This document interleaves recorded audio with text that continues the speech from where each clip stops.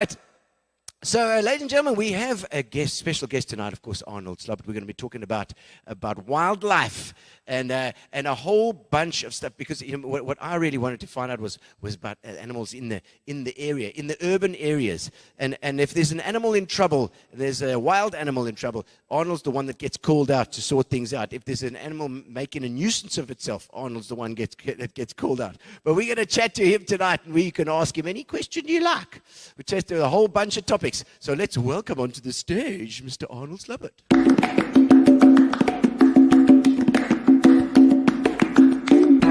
Ooh, welcome to the show. Now is your time to shine. We're gonna have a lekker chat tonight. Another good time. We go, and we're in. In and live. Welcome, Arnold. Fantastic to have you on the show. So there's no action replay if I say things, eh? No. Be careful. No action replays. No, you're not going to cut. It's live. It's live. But there's no rules, with this. And we've tended to have great conversations before, and nobody's got into any deep trouble yet. Yet. Arnold. But Arnold, I'm going to take my notes here as well because there's quite a couple of things that you need to touch on. But at the moment, your day at the moment, what are you busy with? What are your projects at the moment that you're busy with? Okay, it's a nice time of year for me because I get more time to do things that I actually want to do. Yeah. The summer months are traditionally very busy work-wise and also with a lot of wildlife issues, wildlife rescues, that kind of stuff. Okay. But once you start going into winter, it gets quiet. Okay. At the end of releasing owls, I think that we have possibly another 20 to go, and then all the owl rescues will be released back into the wild, which is always a great time because, the one thing I always love is people say, Arnold, you have a wonderful job. Saving wildlife's not how I earn a living. Saving wildlife's what I do for fun. Yeah. Right? So the more wildlife I can release, the less pressure on me. Yeah. So I've got to feed all of these animals. And I was thinking today about, I don't often think about these talks, but I was thinking I might need to give you a little rundown. Yes. So at this time of year, which is quiet, I need 40-day-old chicks, I need about 30 rats, and I need about 20 pigeons every single day. So that is my food bill, right? To feed these birds and keep them going. Yeah. So this is the quiet time of year. When it gets really busy, that's now. Then it's quite frightening the amount of food that you need to feed everybody. It's not the kind of food you can go and buy at a supermarket or that. It's food that you have to source one way or another, and it's what those birds need to remain very healthy. That's the wild animals. Jackie Neal Shoot, who helps me with a lot of stuff, she's sitting with otters, she's sitting with mongooses and that. All of those need something else. Otters eat a lot of fish. I'm sure. Let me tell you, they eat one hell of a lot of fish. It's quite amazing. And then Janita Crosby helps me a lot with the owls. She's also sitting with a good few owls and stuff as well that she's also looking after. So there's a vast amount of animals that require feeding, and that all has to be sourced one way or another. So I'm pretty glad when it reaches this time of year and most of them can go free and I can take a bit of break from having to worry every day, have I got enough food and how am I going to source stuff. And I mean, because one of the triggers for me was to get you on as well, because I've been thinking about getting you on for a long time, since we had some meetings down with the valley. We're talking about the valley edge stuff here, but I caught a rat, and just to explain, I caught a rat in my little cage, and I thought I was being so good because I caught this rat live. It's got this little cage. It's got a trigger, and it closes the other side of the cage and catches it live. And then I let it out into the valley. And Arnold said, no, you can't let it out in the valley. But what we're saying now is we probably should collect them all together and give it to you for your food. Well, a lot of people do drop them off for food. Really? Okay, so the important thing to remember is that when you deal with rats, and I mean it drives me insane when people say, a little field mouse in the house. Yeah. They're invariably house rats, right, which are an exotic invasive species. And house rats themselves are responsible for many extinctions, particularly of birds and that. They raid every bird nest, they eat the chicks, etc., etc. So when you get a house rat in your house, it needs to be killed. Not taken and released into a natural area so it can carry on its way of killing everything around it. But the thing is not to kill it with poison as well. So I did one thing right. Obviously.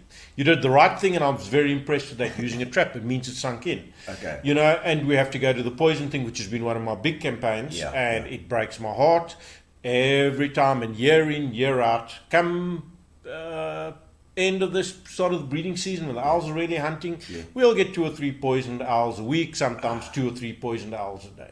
And, you know, people were saying, I was watching a post on Facebook and they said, oh, you know, we've got owls in Lorraine. Of course you've got owls in Lorraine. We've just released a whole lot. Let's see how long they stay around.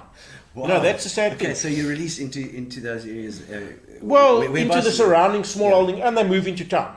Right. Okay. So the one thing that is just mind blowing to me is I was actually going through all my stats and data, and on one particular street corner in Lorraine, I got 3 poisoned owls over the last 4 years, on exactly the same street corner, next to a townhouse complex. Okay. So it really is a sad situation. And you know, my big focus has always been keeping wildlife in the urban areas as much as possible, which is why the Balkans has always been close to my heart, because it's an area that originally had a lot of wildlife in, a lot of interesting wildlife. You know, the Balkans had honey badgers, it had blue duiker, which are threatened species, Cape Lawless otters, and so it goes on, bushbuck, racebuck, common duiker, and a whole host of other smaller mammals, etc., etc. Yeah. So the Balkans has always been close to my heart. It's the green lung of the city, and I'm very, very passionate about the fact that wildlife also has a place in the city. You know, but unfortunately, these areas are not being protected properly, and there's a lot of illegal hunting pressure on them. There's a lot of dogs wandering around killing things. And you know, it's just a very sad state of affairs. Because we're just talking about these areas are protected areas, like the public open spaces that people go and hunt and stuff on. They've got animals as well, but those public spaces are not actually protected.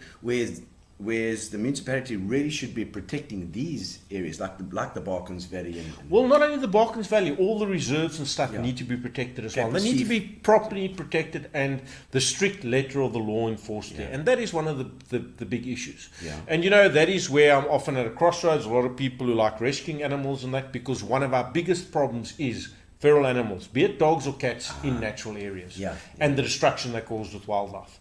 You know, so it is a major issue. And the other day there was an extremely interesting post on a Facebook post in Lorraine, and a woman was saying, a cat had been killed by 3 dogs. And my first question was your cat in the yard? No, it wasn't. In the yard. It was wandering around maiming birds and wildlife. 3 dogs who also were wandering around maiming birds and wildlife killed the cat. You know, so it is a very, very, and unfortunately, you sit with these rabid animal rights, I love my cats and my cat would never, kind of situation. It's not like that. You know, cats and dogs need to be kept by their owners, and they are one of the biggest problems facing the valley. In fact, this very afternoon, what did I see? A big black tom hunting away merrily in the valley. And you know, it's very interesting. As I told you before the show, there's a very interesting graph. Number 1 killer of birds in the world, cats.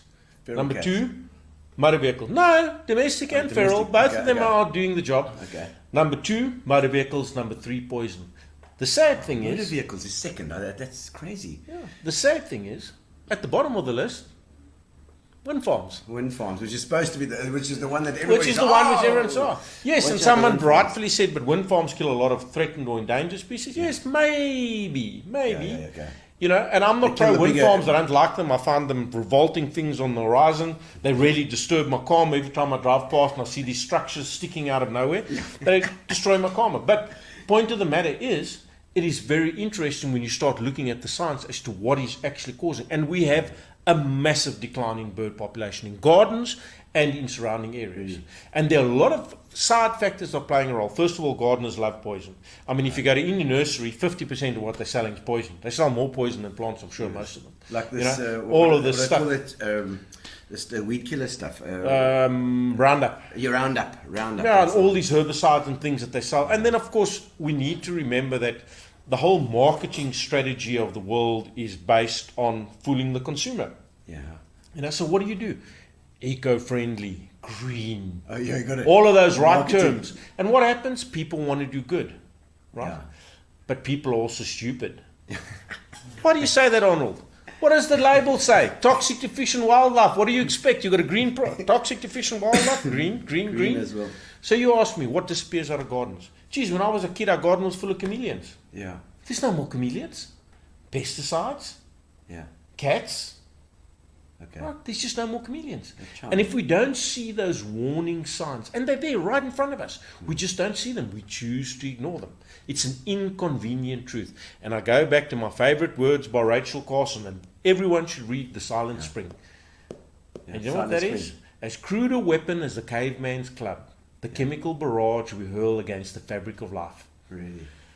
And Rachel Carson was an amazing woman years before her time, but she already warned us, be careful of this chemicals. Barrage you're hurling against the fabric of life. Yeah. And you know, we've got to be so careful because it's so easy to become self-righteous. And I know a lot of people who are vegan because they believe animals shouldn't die. Yeah. But do you know how much poison goes on crops today? Yeah.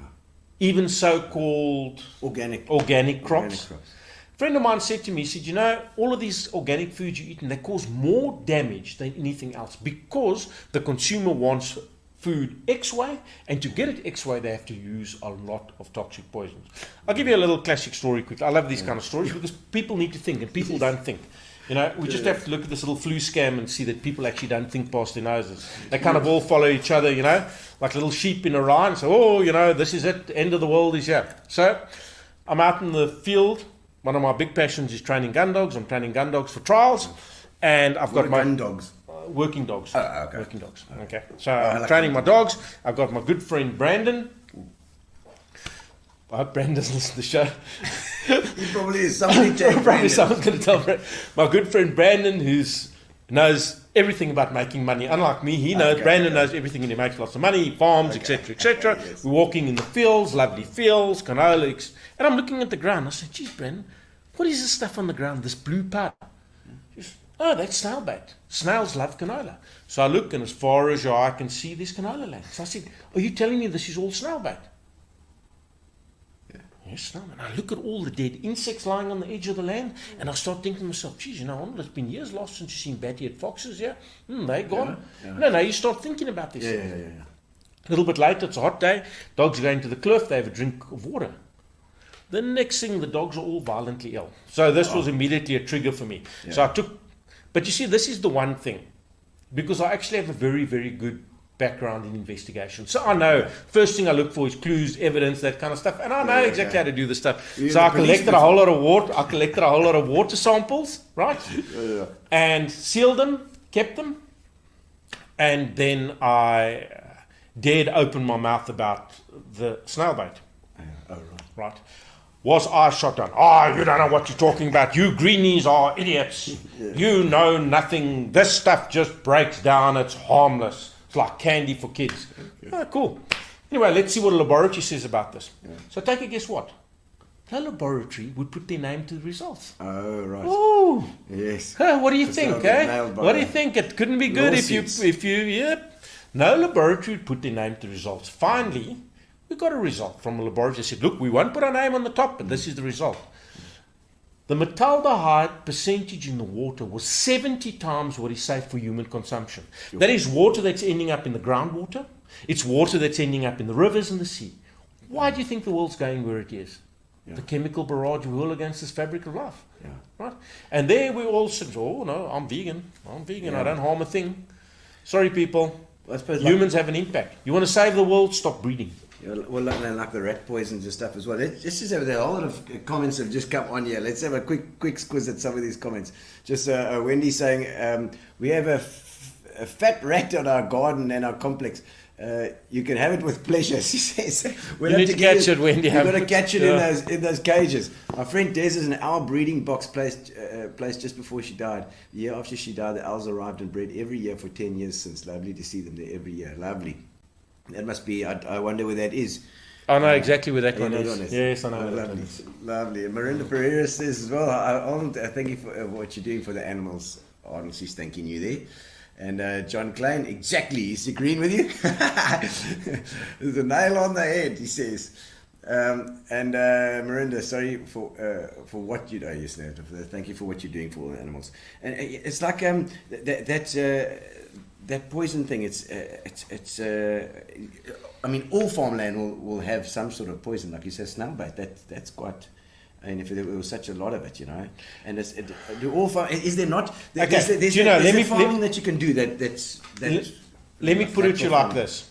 So yours truly now, the whole time, metaldehyde. My good friend Dr. Matt says, you know, Arnold, Holland, where I come from, that stuff's big trouble. It's in all the wildlife, etc., etc. Snail bait, metaldehyde. Okay. Of course, all the people that find me, oh, Arnold, I've got a hardy dart sick in my garden. Yeah. Are you using snail bait? Yes, I'm using snail bait. Okay. It's gardens as well. Yeah. Of course, all the homeowners use snail bait. Listen, I got taught a valuable lesson by a friend of mine, and she knows exactly who she is.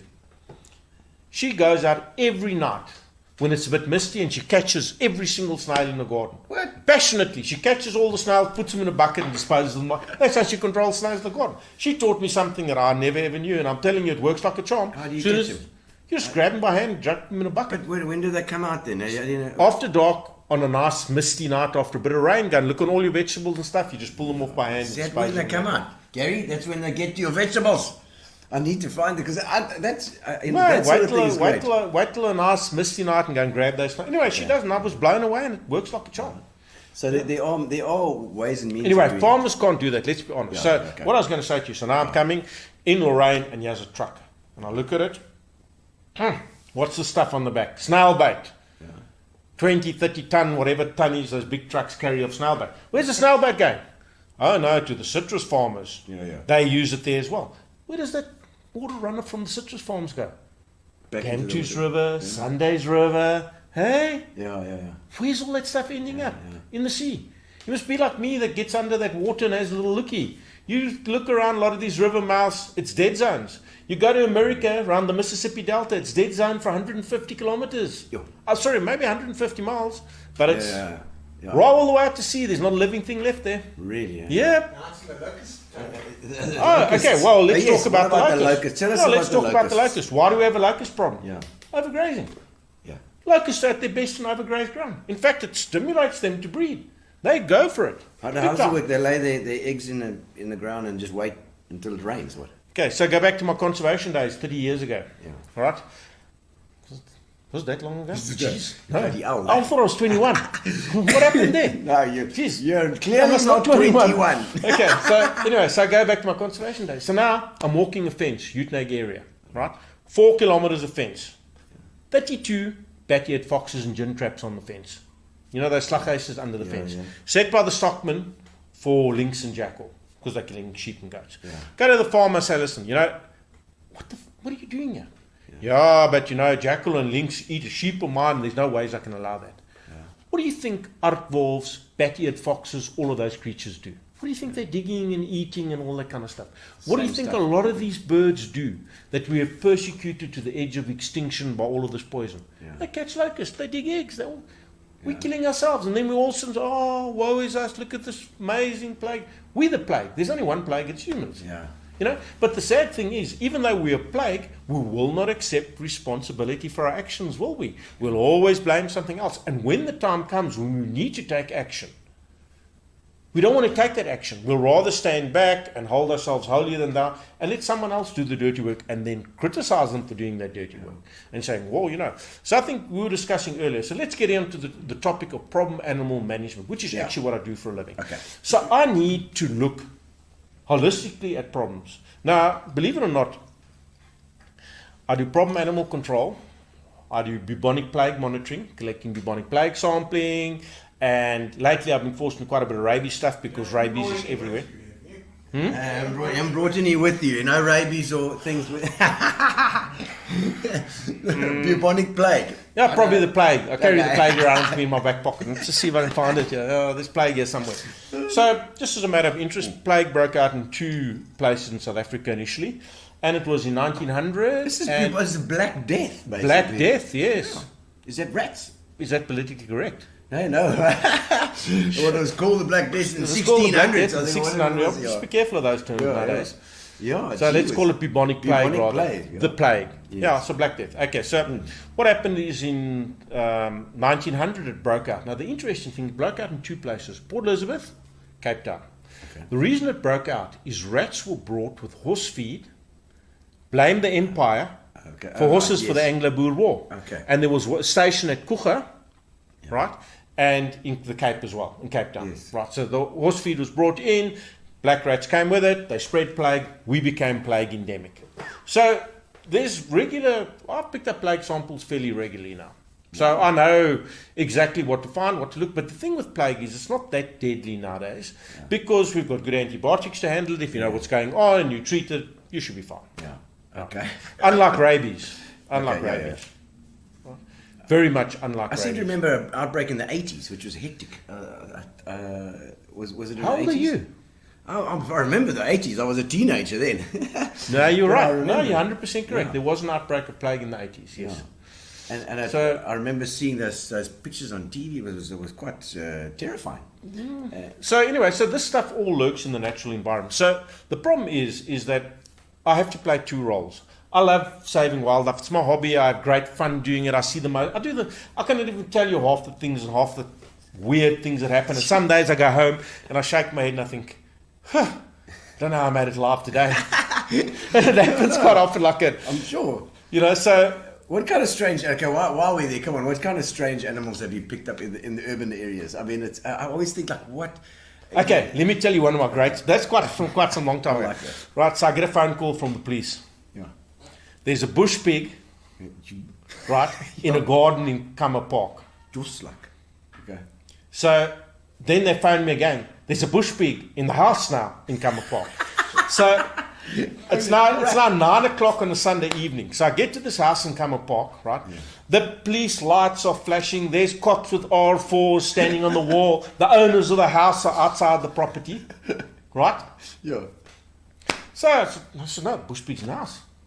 This not impossible. There are bush pigs all around. So it's not an unusual thing. Oh, okay, well, let me go and have a look. I didn't have to open the door. The door was wide open. Walked inside and there was a bush pig sitting on the couch watching TV. I mean, can you make this stuff up? No, you can't. Right? The bush pig was sitting on the couch watching TV. So the guy, I looked at this thing and I looked at him and I thought, pig, you someone's pet. So I scratched him behind the ear, and a proper bush pig, not a warthog or anything, a real bush pig, and a big one too. Yeah. Scratched him behind the ear like that. Yeah. I said, hey, come, let's go. And he walked out behind me, quite happily following me.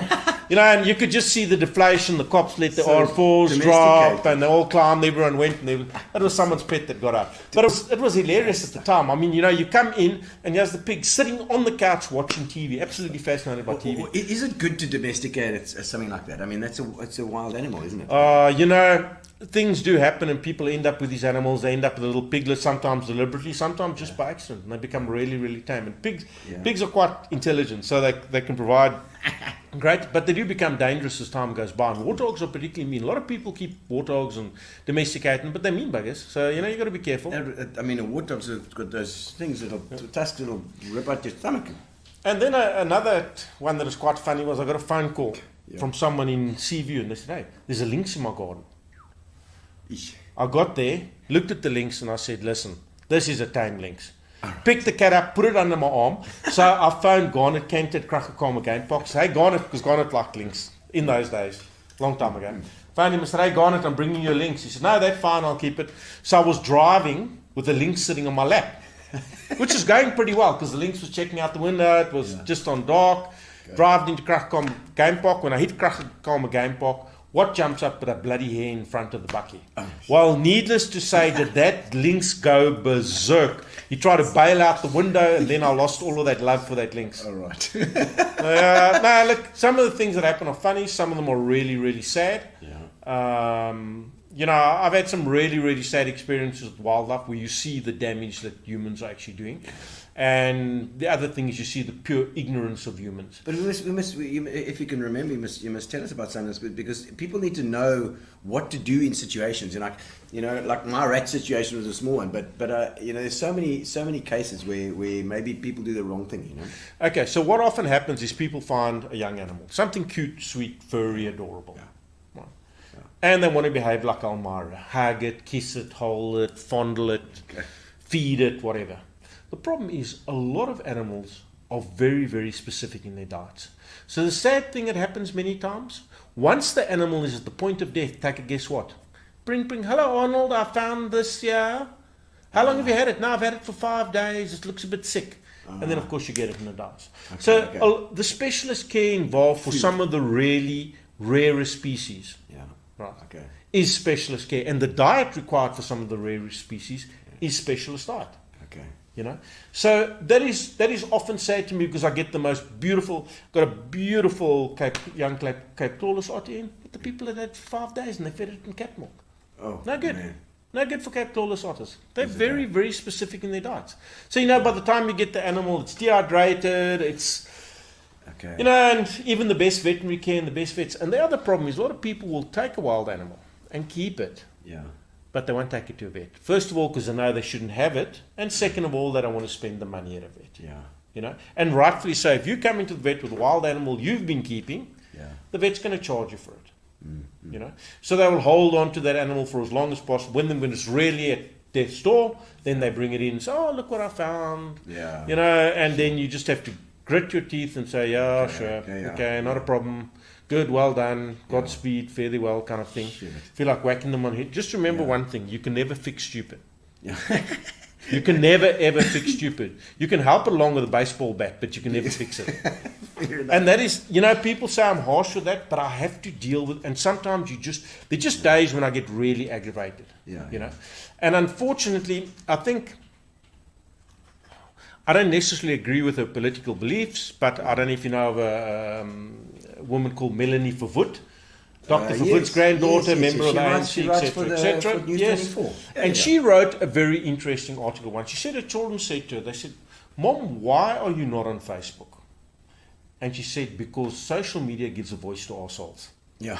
And it was a very, very true statement. So the problem is, you have a whole host of people out who have no clue what they're doing, but they become instant social media celebrities. Yeah. Yes. And people follow them like, you know, like it's biblical. Yeah. Now look at these people and they know what they're doing. In fact, I was never on social media, and my former business partner said to me, Arnold, you're a fool, because if you look at all of these idiots around, you better get your name out there, because you do a lot of stuff, and you know, half of the good things. So if you say to me, why are you on social media? I'll tell you straight.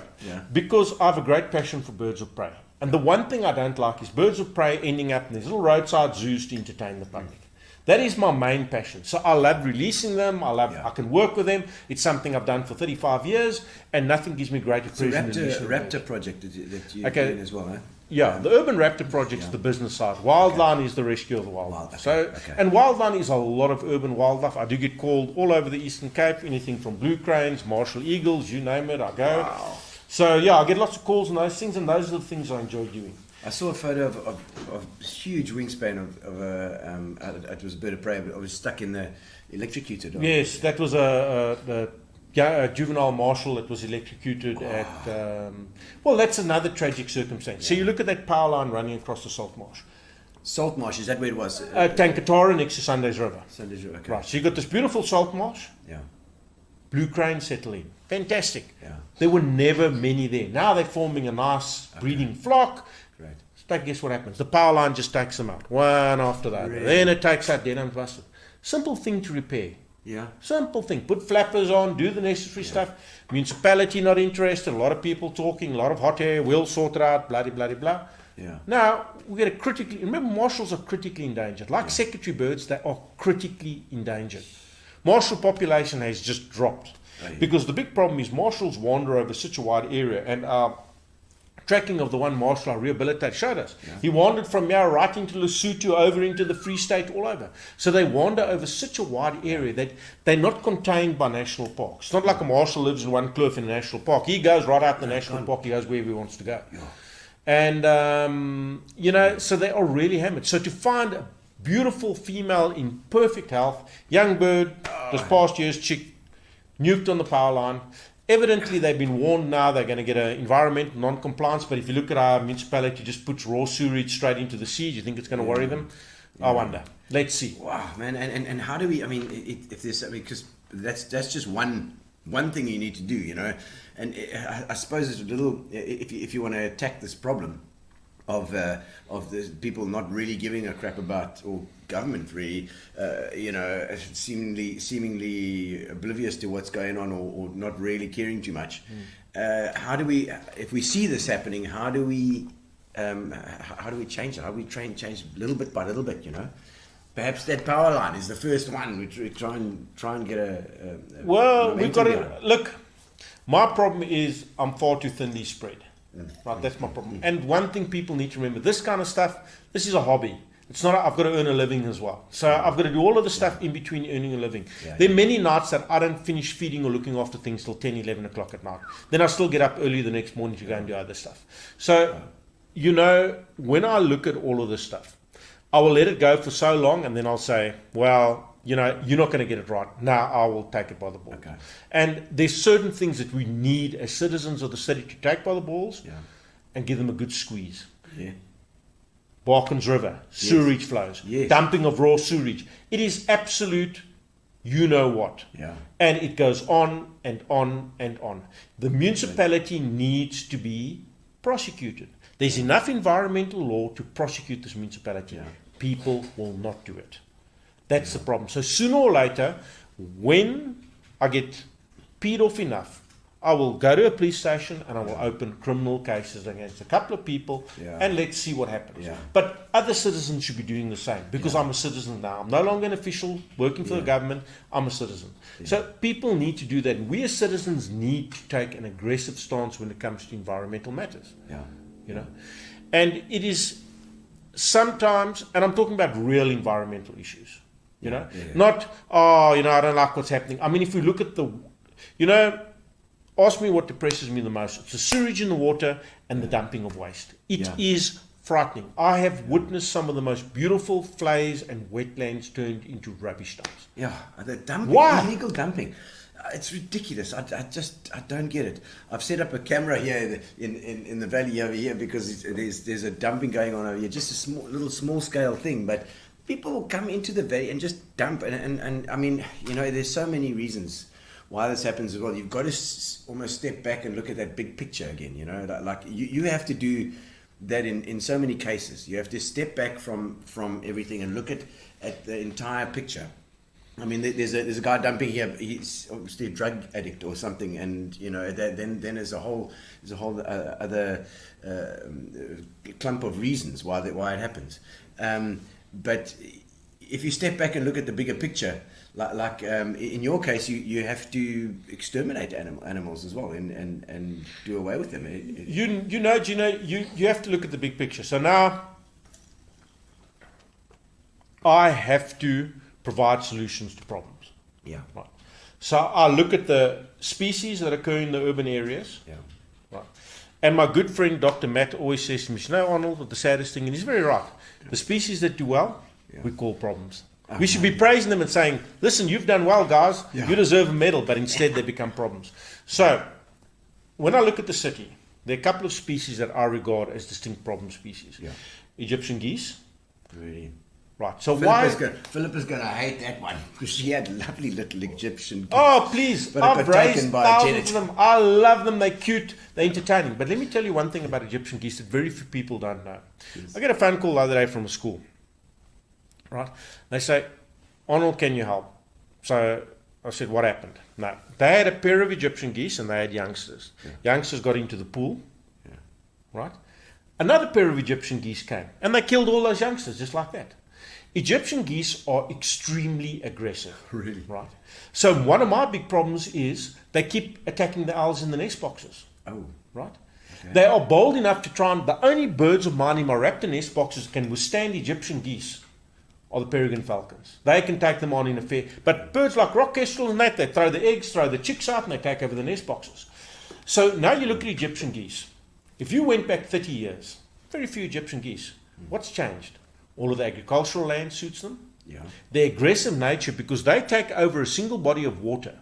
And they then proceed, and they will kill other ducks, other ducklings and that. They will take over that water, and they just dominate. And their capacity to breed, their breeding is never endless. There's no breeding season for Egyptians anymore. They breed the whole year round. So every time you look, there's 12 goslings. Now the sad thing is, sweet and kind humans. Oh, look at that. Let's throw some millies. Let's feed them. Let's keep them going. So what happens? Instead of nature sorting them out to a degree where when you have 12 babies, very few of them survive. Right? But no, they're raising 8 and 10 youngsters, and now we've got, instead of 1 or 2 babies a year surviving, and not only that, they're double clutching because there's lots of food in that. So now we've got 20, 30 babies. So as a result, we're sitting with 5 6, 7, 800 Egyptians in a flock. So okay, so now you have to look. Now you've got to look at the much bigger picture. Now we're talking about the city. So all over, all of these dairy farms and that have thousands and thousands of geese coming in. Right. Okay. So if you look in America, one of their big problems with their water reserves is the vast amounts of geese defecating in the water, because they virtually pollute that water to the extent that it's non-drinkable. So they have to have active elimination programs 24/7 to control the geese numbers. Holy crap. Okay. So the problem is, you can love animals as much as you want to, but you also have to be realistic, and we have to control numbers in a lot of species, because not only are they negative to us, but they're negative to other wildlife species. They're negative to the environment. So now we look at crows. Yeah. Highly entertaining. Yes. Except you've got a black bag of rubbish ripped all over the place. Have a look at something else about crows. Yeah. What do? They mob and attack all other birds. Really? Right. So what happens is, you get a flock of crows, they'll find a young owl, they'll beat it to death, they'll kill it and eat it. They have no problem doing that. They do it often. I get called how many times? Owl wing smashed by crows, crows ripping along, owl chick they've caught, they've beaten off the parents, they take it. Why have we got so many crows? Because of all of the waste. The worse the waste management gets, the more the crows are. Right? Yeah. So now we sit with this problem, and what happens? What is the right way to do it? You've got to control them. So what do some idiots say? Western Cape, well, the crows are a big problem, they're affecting a lot of other birds, we'll have to put out poison for them. Exactly. That old crude fabric. Crows' numbers have to be controlled. I found them highly entertaining. I rescued one. I call him Jimmy the Saint. It's one of those white-necked ravens. If you ever seen the size of the beak on that thing, I tell you, it's quite impressive. It's about the size of my hand, literally. They're massive birds. They are big. There's about 6 So you get the pied crow, you get the black crow, and you get the white-necked raven. And the white-necked raven's massive. He's the big guy. He's virtually pitch black, and you'll see he's got a white collar around his neck. Oh wow! Okay, yeah. But he's a mean bird. I think there's some of those up here in the valley as well. I see that, and there are about 6 of them. Is that they're going in groups or? Yeah. So, and the other interesting thing is, crows, anywhere vultures feed, are a major menace. They mob the vultures, and they actually mob them off the carcasses because there's so many of them.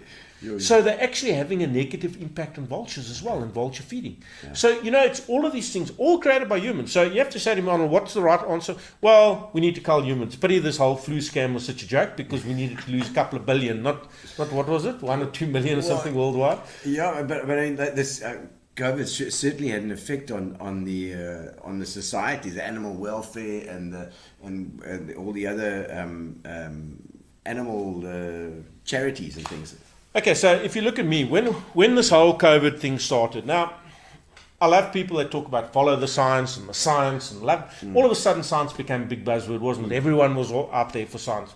Yeah. Well, I've kind of worked in the background with these virus things and bubonic plague, and so I mingle in those communities. So I know a lot of the stuff. Dabble in it. I dabble in it. I mean, the odd bit of plague, a little bit of this, send some viral samples off. There. Well, what's quite interesting. The hilarious thing was, the first week of COVID, I had a fruit bat that I wanted sampled. Yeah. So I sent an email up, and I said, I've got a fruit bat that I need sampled. Now, the whole theory was sample, COVID was... What do you mean by sample? Well, I want blood. Brain sample. I actually want to test for viral malaria. Oh. Because it seems like fruit bats can be carriers of viral malaria. Anyway, I sampled it, tested, etc. So I said, I've got this fruit bat. Now, that whole COVID thing started, it could come from bats. Yeah. And the bat, I said the bat was sick, it had certain symptoms, etc. Jesus, it was just dead silence. So eventually I thought, no, bugger, this has been a day, now I need to phone. So I phoned the head scientist, and I said, listen, I've got a fruit bat that needs sampling. Yeah. It was just dead silence. It was like Satan himself had come into our midst. I said, I've got a fruit bat. It's just a damn fruit bat. I know it's weird, but please sample it. I'm going to send it up. Welcome everyone, Woody. Listen, it was absolutely hilarious, because this whole world went into a panic about this thing that was going to kill us all, which unfortunately didn't, because we do need to get culled quite a bit, like a lot of other populations, because we are the biggest problem. We need human culling. It's very nice, It's like But it's interesting, because having dealt with all of these schemes and a lot of the environmental schemes and scams, so let's go to raptor friendly and eco friendly poison, etc., etc. Now you look with a bit of a jaundiced eye at everything. So now COVID comes along. This is going to kill so many people. We're on the verge of death. Anyway, the sweet thing was, for the first couple of weeks, I mean, I had free access. Doing what I do, I could go anywhere. Lockdown didn't mean anything in my world. Lockdown, forget about that crap. For you plebs. So the first thing is that it was wonderful to see wildlife come out again. I was on the roads at night. There was nobody. They were deserted. And so I remember that was definitely... It was cool. Yeah. It was really cool. I started to see animals around. Yeah. There was a mountain reedbuck here in DF Malhaba School. Yes. Yeah. So it was really nice. So I went down to 3rd Avenue Dip, and there every evening I saw my friendly owl. Yeah. And the most amazing thing I saw was him catch a puff adder. Awesome. Caught a puff adder and killed it. It was so amazing that I didn't even think to take a video. I just watched it. I could not believe how beautifully he killed that puff adder. And he sat in the middle of the road and ate it. And no cost. Take a guess what? The first time they lifted restriction, that very evening was knocked over and killed in the road there. The owner at the cafe at the top said, Arnold, owl's been knocked over. And I went and collected him, he was knocked over. So that was the sad thing. But I said from the start that this COVID thing is going to have a negative impact. You need to understand that in our world and our country, there are a lot of really poor people. We've now made them poorer, we've made them hungrier. Who's going to pay the price? Wildlife. 3rd week in COVID, I'm driving along near Bridgemead. I see 2 little guys. They're carrying a bag on their back, and I can see the bags moving. Right. Call them over. Hey, what you carrying here? Tortoises. Tortoises from this big through, taking them home to eat. No. And I looked at the whole thing, and then I looked at the arrogance of some people. When I say arrogance, you have people, they're sitting in their beautiful houses next to their swimming pool, and they're berating the poor. Oh, look at those people. They're not even practicing lockdown. They're all together. What do you expect? And this whole thing has continued to have that impact. But the sad impact was that we had government departments tasked with protecting the environment that were doing little before. Now they had an excuse for 2 years to do nothing. And the environment has paid the price. It has paid the price hands down. We won't even talk about the animals that are entangled with masks and the birds we get in and the seabirds and all of that. We will not talk about it. I saw that a raptor with a mask underneath its wing. Rock kestrel. You see, the juveniles will chase something like a mask playing around, then it gets tangled up, the next thing it's tangled up in that, and that's it.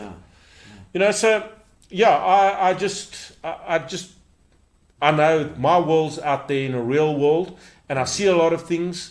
And, I deal with this kind of stuff. And I know people are just very easily fooled and misled. And you can tell them anything and they will believe it. And they'll believe it. And they'll fight till the end of days. You give money to places that you've got to make sure where you give. Well, this is the big thing, people also tend to believe, and this is where animal rights organizations score hands down, because they appeal. They have the most amazing, heart-rending pictures and stuff, and they appeal to people, and people spend their money. But you know what is interesting to me? Let's take Save the Rhino. If you look at any of the Save the Rhino things, I can tell you about 99% of the money that you donate to Save the Rhino goes to pay inflated salaries and things like that. Very little actually goes to Save the Rhino. And there are tons of those things out everywhere. I remember a couple of places that said, given this. And I said, have you looked? What are they actually doing? And we can go and talk. Do your research on it, I suppose. You've got to do something. We can go and talk on my favourite topic. So when you say to me, Arnold, what are the most endangered things? Not rhino and elephant. Where do people come from? It's not rhino and elephant. It's tiny, insignificant little creatures that aren't cute, that aren't funny, that aren't pretty, and nobody gives a continental about them. Those are the things that are dying right under our eyes. They're going at a rate of knots. Rhino, they're worth too much money. They're property. They'll be around. But it's those little guys that nobody worries about that are just disappearing. The tiny little plants, the insects, the things that have no financial value. Those are the ones that the plants and stuff, plant life as well. I mean, it must be a similar thing. Gary puts on little notes every now and again. Don't just ignore it. That's just for me. So when he's saying we was talking earlier about a monkey that was like 40 foot up in the air on a crane. Okay. What is that? So this is now. So I do all this wildlife rescue and I save all these animals. But there is a side where I have to make decisions. Now I've got to make decisions based on what's best for humans and animals. And this was a classic example that I was telling. So yesterday I get a phone call. There's an aggressive male monkey. Right? And he's trapped 4 people on top of a crane. In a crane. So In a crane. there's a box in the crane. The box in the crane, yeah. Yes. So, you know, I'm used to dealing with this kind of stuff. Yeah. Jeez, It's a monkey. really, it's a monkey. Let's go there. Yeah. But I've also seen the damage a big male vervet can do. Yeah. I've seen a person's muscle in the arm almost ripped out by a big male vervet. got So those I'm teeth. worried. They've got nice big teeth. And they're mean as well. Don't Yeah, yeah. ever underestimate them. We'll go into another baboon story after this. Okay, yeah. So off I go, and I'm just going to shoo the monkey away. Yeah. Well, let me tell you one thing. That monkey attacked me straight away. Really, yeah. The problem is he had been so used to being fed by people, Yeah. and when someone said, no, you're not coming here to attack, you need to understand primate psychology. So if you're in this whole little family and you're all sitting along there and here comes big boy, Yeah. I like what you're eating, whoops, I'll have it. Yeah. No, I'm not going to give it to you. Okay, well, I'll give you a good bite then. Yeah. Right? And when humans start feeding them, so what happens is, he's the big man. So now you come, oh yeah, have a little banana. Oh, that's nice. Now this human's scared of me. I'm the boss here now. Yeah. So when he doesn't get what he wants, then he starts to become mean. So now I've got to look at the situation. So we're talking 30, 40 meters up, Yeah. right? We've got people. Now, if they start coming down, right, and that monkey attacks them, and someone falls, which is perfectly feasible, yeah. falls to their death, who's going to be responsible? Yeah. In the meantime, there's a whole troop of vervets that live in that area, Yeah. you know? Yeah. What is going to happen? If someone falls to their death because of a vervet monkey, every single monkey in that troop will have to be killed. They will insist on it. And you can't blame them, rightfully so. Vervets are not endangered. They're very common species, right? And they're a problem species in a lot of areas. So I have to make those calls, which are sometimes brutal. I felt sorry for him because, you know, it's not really his fault, Yeah. right? But I also have to say, well, you know, if someone falls to their death because of this monkey, and he really was aggressive. Yeah. Yeah. And you know, I told you the story of the baboon. So I get a phone call from the district commissioner, and he says, "Hey Arnold, this is a baboon in town." Yeah. Okay. Right? And I ignored it. Yeah, in P. Okay. I ignored it because I always do that. I just ignore it, and I hope that he goes away somewhere Yeah, else. okay. You know, and goes and Okay. finds his own little Yes. whatever, and just disappears out of sight. Because I know the end's never going to be pleasant.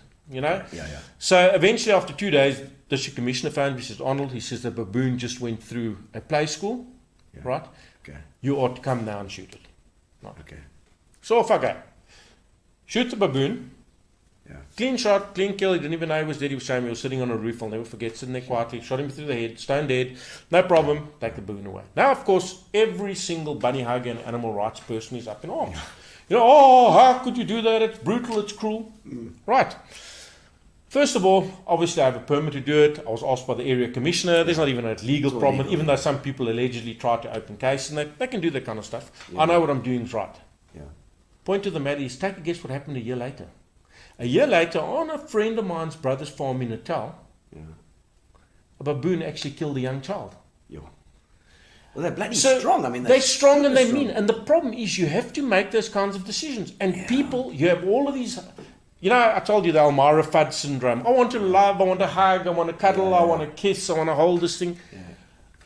There's always that continuous line between humans and wildlife. And I've got to tread both sides of that line. Sometimes I've got to make a decision based on what's better for humans and sometimes for animals. And it's a very difficult thing for me sometimes because I'm not a very people kind of person. As far as I'm concerned, my greatest sadness was that COVID didn't do its job properly. You know, it's a bit of a letdown. You know, one of those things, really a letdown. We needed to lose a couple of billion.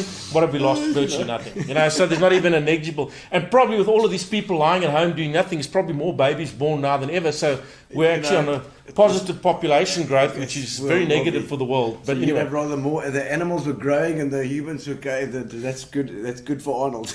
but you know, you've got to look at the big picture. And you know, the big picture is that you cannot manage wildlife without controlling it. And there's some species we need to protect to ensure their survival. There are other species we need to control, often not just for humans' benefit, but to protect other indigenous species so they can survive and thrive. And it is a very, very fine balance. And I often, you know, I look at things and I just wish I could be so, wear these rose-tinted glasses and look at life simply. I'll give you a classic example. So schools have a lot of problems with pigeons. Okay. Yes. Right. So everyone says, Arnold, bring in a raptor. It's not possible to fly hawks every day and chase They're pigeons. not going to listen to you. No, they don't listen. You know, the point of the matter is pigeons are pretty sharp. And that's why they're one of the most invasive species on earth, feral pigeons. So now you sit with a problem, right? You've got a school. right? They've got children, they're young children, right? You've got bird lice falling on them all day. Do you think it's right? Do you think it's right to say now, oh, well, leave those pigeons alone, it's just bird lice, doesn't really matter, minor health hazard, leave those pigeons alone? Or do they need to be controlled? They're feral invasive species, they need to be controlled. That's it. There's not a negotiable factor on that. Another instance, I get a call from a school. We've got bats in the tree. Now, bats and I have a great love relationship. I love bats. I love anything that makes humans feel creepy, and bats are one of them. There's you hear people screaming, and you come little bat along, wheeling, wailing. Yeah. So I get a phone call from a school. Same thing. We got bats in the tree. I looked at them and I said, hey, you just leave those bats alone. They present no threat to you or the kids.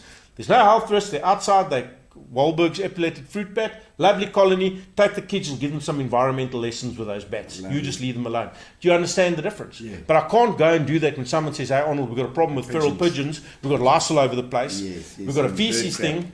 Those birds need to be controlled. That's it. So it is a very, very difficult thing sometimes for me to play both roles. But it's a job that has to be done. And in the instance of that monkey, I saved the whole of that troop. By taking him out and his aggression and that, another troop leader will be aggressive one day, but in the meantime, that troop will carry on and people will leave them alone. So that's the big picture. Is that? I've always got to look at a much bigger picture than just that thing. And it is very, very difficult because animal rights are a very emotive issue, which is why I believe in animal welfare. If animal rights people had their way, nobody would ride horses, nobody would do anything, and animals would be worshipped almost like demigods. I believe that animals need to be looked after. They need not to be treated cruelly, right? People need to be kind to their animals and look after them really well. And I have a big problem with cats. So I have a really big problem with cats. But I've got a confession to make. There's not one of these cat lovers that has more cats than I do that I've rescued and haven't had the heart to have put down. The other day, right? But you know what the difference is? The difference is I'm putting my money where my mouth is and I'm building a big cattery. Because I cannot have cats free-ranging and killing all wildlife. So if I like cats, there's a price I pay. They have a big cattery to live in. They can come into the house, but they don't go into the garden. Right. That's it, end of story. But the other day, I got a call for a warehouse. Massive cat problem. So they asked me to look at it. What do I suggest? So I said, have you spoken to the cat people? No, they'd spoken to them. So they found a whole heap of kittens. And I said, what's going on? And they said, no, we'll just put them back in the factory. I said, whoever said that a factory is a place to have cats? Factories with people and containers and forklifts racing around. That's not a place you keep domestic animals. But you see, because people will not accept responsibility and say, we need to take all those cats out and euthanize them, they don't actually belong in factories. It's not kind, it's not good, it's not anything. They don't belong there. But no, I just put that whole batch of kittens. I took the kittens home, had them inoculated, treated, and I got one or two friends and they took them and I kept two. Because I felt sorry for them. But the point of the matter is even though I like cats, they cause way too much damage for wildlife. And every time I look at my Bengal, because I've got a beautiful Bengal male, but he's a murderer. There's no ways I can ever let him out with a clear conscience because I know every bird will be gone. I spend so much time trying to encourage birds into my garden, naturally, which we can go back to another thing is humans like instant gratification. So we always want this, I want to see a result straight away. I don't want to wait a couple of years for a result. I want the internet generation. It's true. Exactly. So feeding birds. Feeding birds. Okay. We love feeding birds. Oh, look at this. I've got 55 different species coming to my bird feeder. Yes. What's wrong about bird feeding? Encourages rats. Do you know that 98%... Are you feeding birds in your garden? Be honest. Be honest. I've been known to feed birds. Look at you blushing, eh? There we go, caught out. Got a rat problem, eh? It's my wife that's doing it. It's her. Oh, no, not me. Okay, so what happens is if you put a camera up by your bird feeder at night, you will find house rats hanging on there eating. What is a house rat? Frugivorous seed eater, right? So catch those bastards. Problem is, you bringing them, you feeding them. What happens within your animal population? When you feed it, it breeds. Now you like birds, so you won't put out Poison. Yes. Yeah, no. What do you think your neighbour's going to do who doesn't mind putting out poison? No, he just What doesn't. happens? All your owls, all your other predators in the area get poisoned. Why? Because we need instant gratification. We don't take cognizance of the fact that bird feeders spread disease. In the wild, no bird all comes and sits on exactly the same place and feeds. So every disease gets spread, and who are the people that find, oh, I've got 20 dead birds in my garden. Are you feeding birds? Yes, I'm feeding birds. That's why do you think you've got 20 dead birds? Yeah. You've got so much disease, you're not a bird feeder. The only way to really have a bird feeder is take it down 5 times a day, spray it off with F10, clean off all of that stuff, etc. And no matter what feeder you've got, birds waste, and they throw that seed out, and at night the rats are there. So, when you tell people that, right? Yeah. They're like, oh, yeah, how can you say that? And I said, no. Do you know what happens? So we get a lot of birds in, a lot of seed eaters and stuff. You get them in their nest. Yeah. Right? What is that nest? That nest is lined with seeding grass. Why? That's how that bird learns to eat. So the parents come back, they bring a whole grass seed head, they put it in there. That bird learns to strip the seed off the grass seed head. Okay. What happens when a bird gets taught to go to a feeder? Takes the youngster, takes it back to the feeder. Oh, look, this is where you find food. Tick, tick, tick. Not pull off those seed heads and that kind of stuff. Yeah. So bird feeding is very detrimental to birds. The right way to do it, the way I do it, plant indigenous trees, they flower, fruit, seed, let them come and forage. I was looking at my garden this afternoon. Crossberries are there. The trees are full of birds, harvesting crossberries and that. The right way to do it. Okay. Putting out bird seed, it's that old instant gratification. It brings rats. And with rats comes poison. And with poison, all your owls go west. And that is one of the saddest things. Again, it's one of those human failings where I can't really... Well, people like to think it's drought and they're feeding these birds and keeping them alive. But drought, you know what nature's about? It's about survival of the fittest. Yeah. So when a drought time comes, it doesn't kill all the birds. It's just the very best, the very cleverest, and those are the ones that survive. Right? So...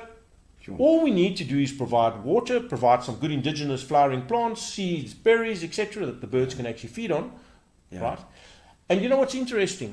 Bird feeders attract a lot of pigeons. Yes. Right? Which is one of the reasons for the ever-expanding pigeon population, which brings its own problem, right? And with natural fruit and that, you barely ever see pigeons harvesting, only green fruit pigeons which are moving to town.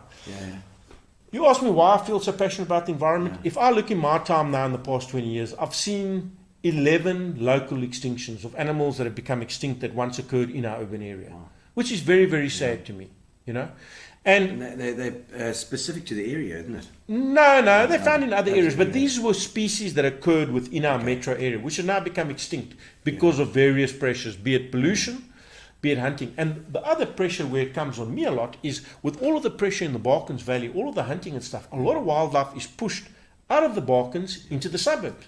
So you get people finding and say, I've got an otter in my garden, I've got a bush. In Woomera. Well, that wasn't even nice because that was actually chased by dogs. That's why I was up there. Chased by dogs? That's why I was up there. 6th Avenue, Yes, chased by dogs, unfortunately. Well, Cape otters make a good account for themselves. I can tell you a great story about Cape Road. One Friday night I get a phone call. Arnold, we've got a Cape otter in my garden. Right? This isn't Cape Road. Main Cape Road. So I said, okay, I'll come and catch it now. By the time it took me... probably about 15 minutes to get there because I had to get a big cage strap, etc., etc. 15 minutes later, it went through 5 gardens. And you know how I know it went through 5 gardens? Because every garden had put a dog at the vet.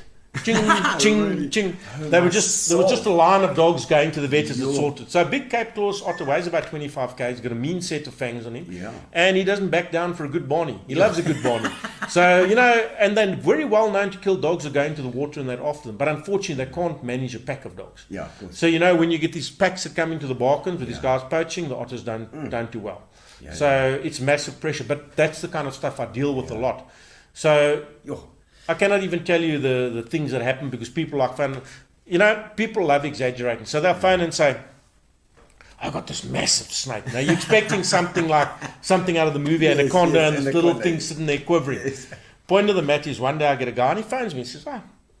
He says, I've got a buck in my garden. No, buck, crace buck, maybe a grey duck, crace buck right next to Barkens. I get there and I kid you not, it's a full-grown bushbuck ram. Now, bushbuck rams don't stand back for anything. Well, let me tell you, he made me sweat. He really made me sweat catching him.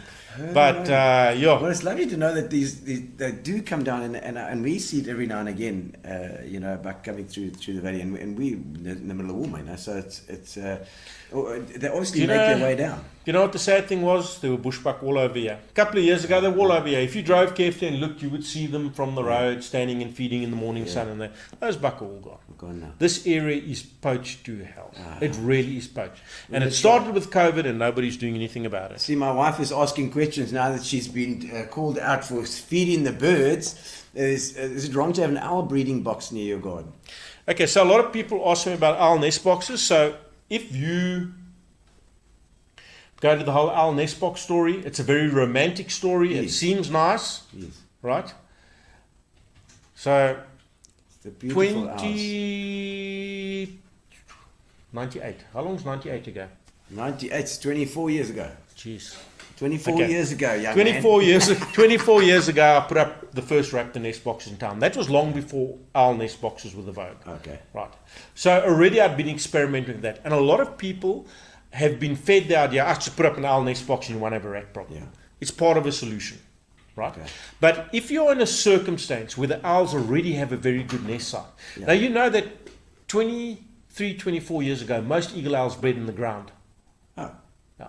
And those are interesting concept, eh? Those that breed in the ground have eventually been wiped out by dogs and people, and we get more of them that breed in trees now. Yeah. So the Barkans, most of my nests in the Barkans were on the ground at the base of a tree. Wow. Okay. So when owls have a really good nesting site, they're not going to come and hop into your box and say, oh, well, God, I like this place. But it works very well in the circumstance maybe where you don't have nice big trees close by, because I've seen them attached on the side of, in Lorraine, I've got 3 attached to the side of buildings there, and they've all got owls that breed in them every year.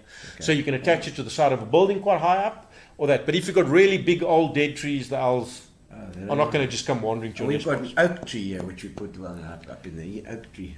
You can put it up. It's I know it's been there for ages, but no bloody owls have come near it. Because are you hearing owls? Yeah, we do. Okay, well then they've got a good site, so they're not going to use your site. Along here they would probably use the cliff faces and that are really nice. They would probably be breeding there.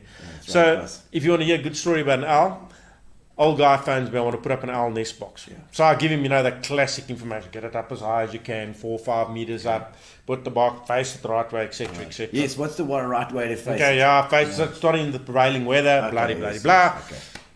A year later, I get a phone call from the old guy. I've got my box up, but one of the babies is sick. Will you come and have a look? Oh. I kid you not. He put the box up. I don't even think it was a meter off the ground. The damn owl's bred in it. After me giving all of those careful instructions, 5 meters up, face it out the window, he puts it on the ground almost, and the owls hop in there breeding it. I was so disgusted with those birds, really. No. That's the problem with animals. Taste. You know when you know nothing about wildlife, and you say, it'll never do that. It's like kids, horses and dogs. Right? Never say it'll never do that. Wildlife will do what it chooses to do. So when you put an owl nest box up, I like 4 or 5 meters up. But like I say, you put it 1 meter off the ground, the owls breed it quite happily. And there they wanted a suitable nest site, and that was good for them. It's in an area where there's not a lot of pressure, so they could breed quite happily there. Oh, lovely. But let's have a look at some more questions, some more comments here. You're a legend, says Meryl Levington. Me too, she says. You're also a legend then, Meryl. I think that was something else. Wendy says we must catch the rat like Gino did, in a cage. Yes, and then we'll bring it for these raptors to eat. That's right. I think somebody says they can use ducks. Josh Klein says facts. Natalie New says they can use ducks to catch snails. Can they do that? Yes, of course. Yes. Yeah, they've been doing that for a long time. Yes, ducks are very good. Proper. And some of the poultry will catch snails. Some chickens and that also sort snails out. Chickens as well. So you can have a chicken or two. But then the problem, we've had chickens here, but then the Janets get the chickens. I like the way you think, says Socrates.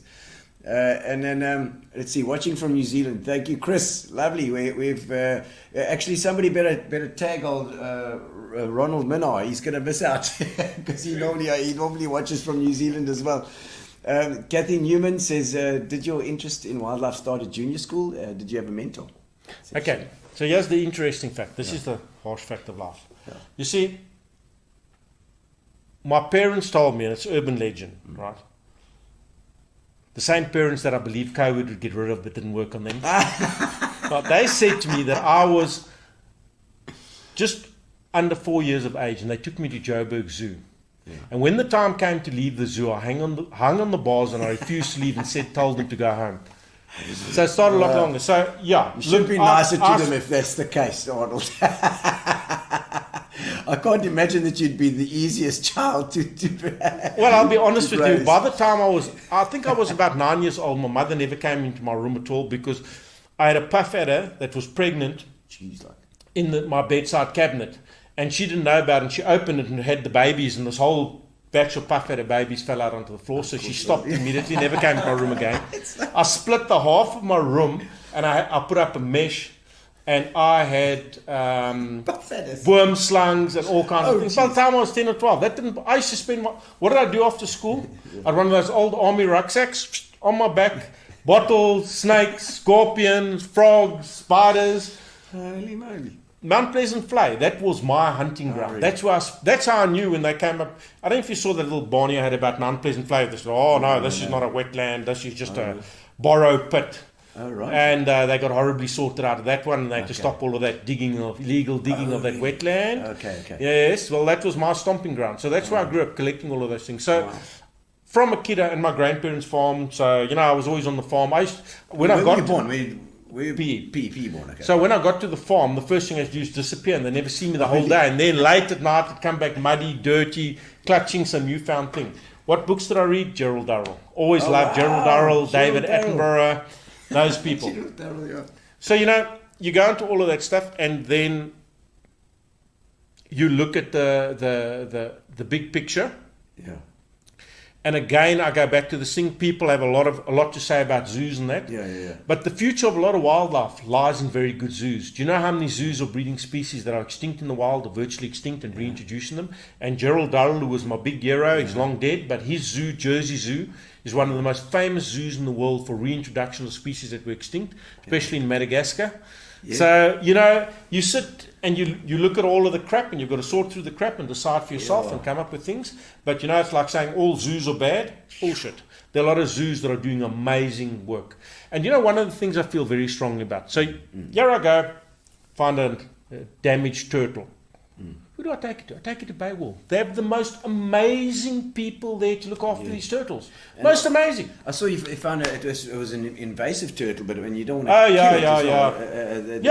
that's a red-eared slider. Yeah, that's the one. Yeah. That was an interesting one. That teaches you be careful, because fine, I now got a turtle in my garden. I nearly said, listen, go and chuck it in the nearest dam. And something said to me, WhatsApp me a photo. And I saw, red-eared slider, bad news. So Australian, is this? No, North American. North American, okay, wow. But, Baywall does the most amazing work. There's Sherry, who looks after the seals and all of that stuff.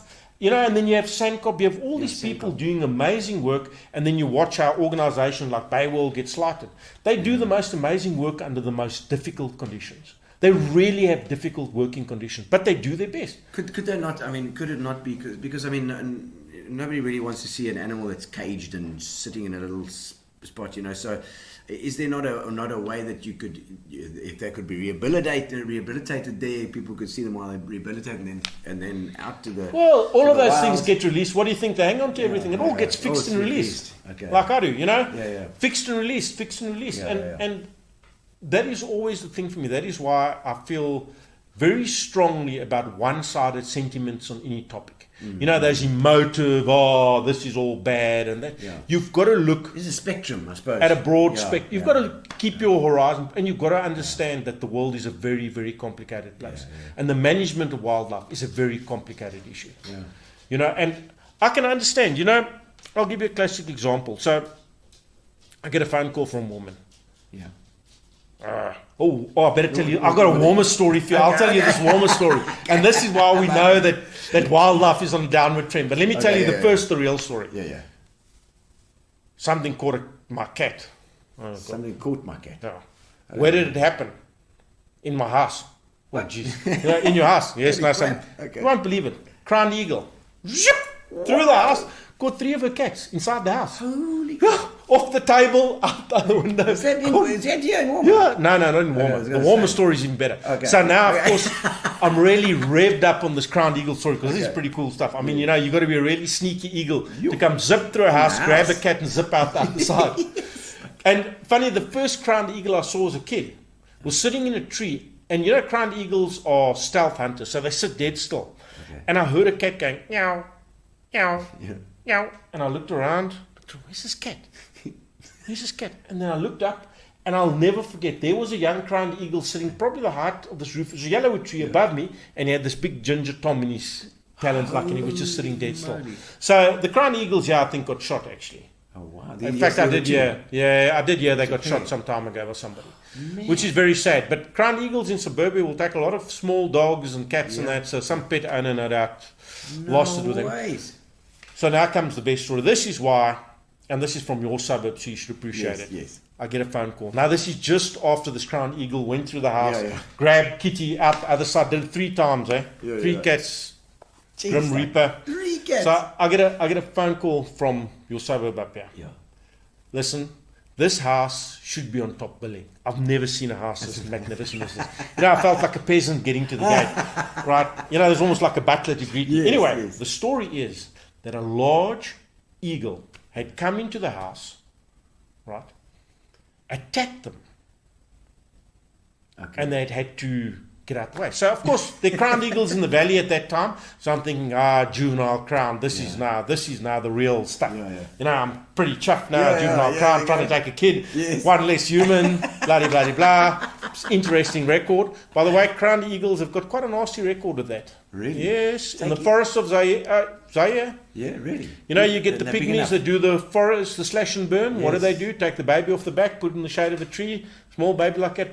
Adult female crowned eagle will take on a 3/4 grown bushbuck ram. I actually watched one day. Listen, it broke a road down the side of a cliff, literally knocking everything over, rolling with a bushbuck ram. So they're mean predators, and the youngsters are quite aggressive. They're not shy to take. I had one that I trained, a male, and eventually I released him back into the wild because he wanted to take my dogs all the time. As you got, Mr. Big Boy, then you thought, I like these dogs, I might have a dog flapper. Anyway, point of the matter, so now we come to the house that is the mansion and beyond mansions to save these people from this vicious eagle. Yes. Right? Now, please, folks, there was a color TV probably bigger than your window on the wall. All of you can imagine the scene, all of the decor and stuff. So in I go, I march in. Here's this lady, she's got 2 kids hiding behind her. Terrified. For shame, these kids have been through real trauma. The crown eagle's pretty mean, You've seen those set of talons that big, chasing the kids around the house. Anyway, going to the kitchen. Where's this vicious bird of prey? Right, no sign of it. So, where's this bird? No, they think it's gone into the pantry. Going to the pantry, I kid you not, there was a baby Naznaluri. A pitch-back baby Naznaluri. And you know what Naznaluris do when they're scared? They jump in the air and they bite at you like that. Well, I looked at it and I came out with it under my... In fact, that Naznaluri had its own story. But I came with it out under my arm and I thought, this is why the world's screwed. This is why the world's screwed, people. This is where we go. They can't fly very far. So it was a baby. It couldn't even fly. It was still a downy. Didn't even have proper feathers. Just a little black puff going trying to bite everyone to protect itself. And is that true that they can't they have to go down, or they don't go very far. They live in the valleys or in the valley because they can't fly very far.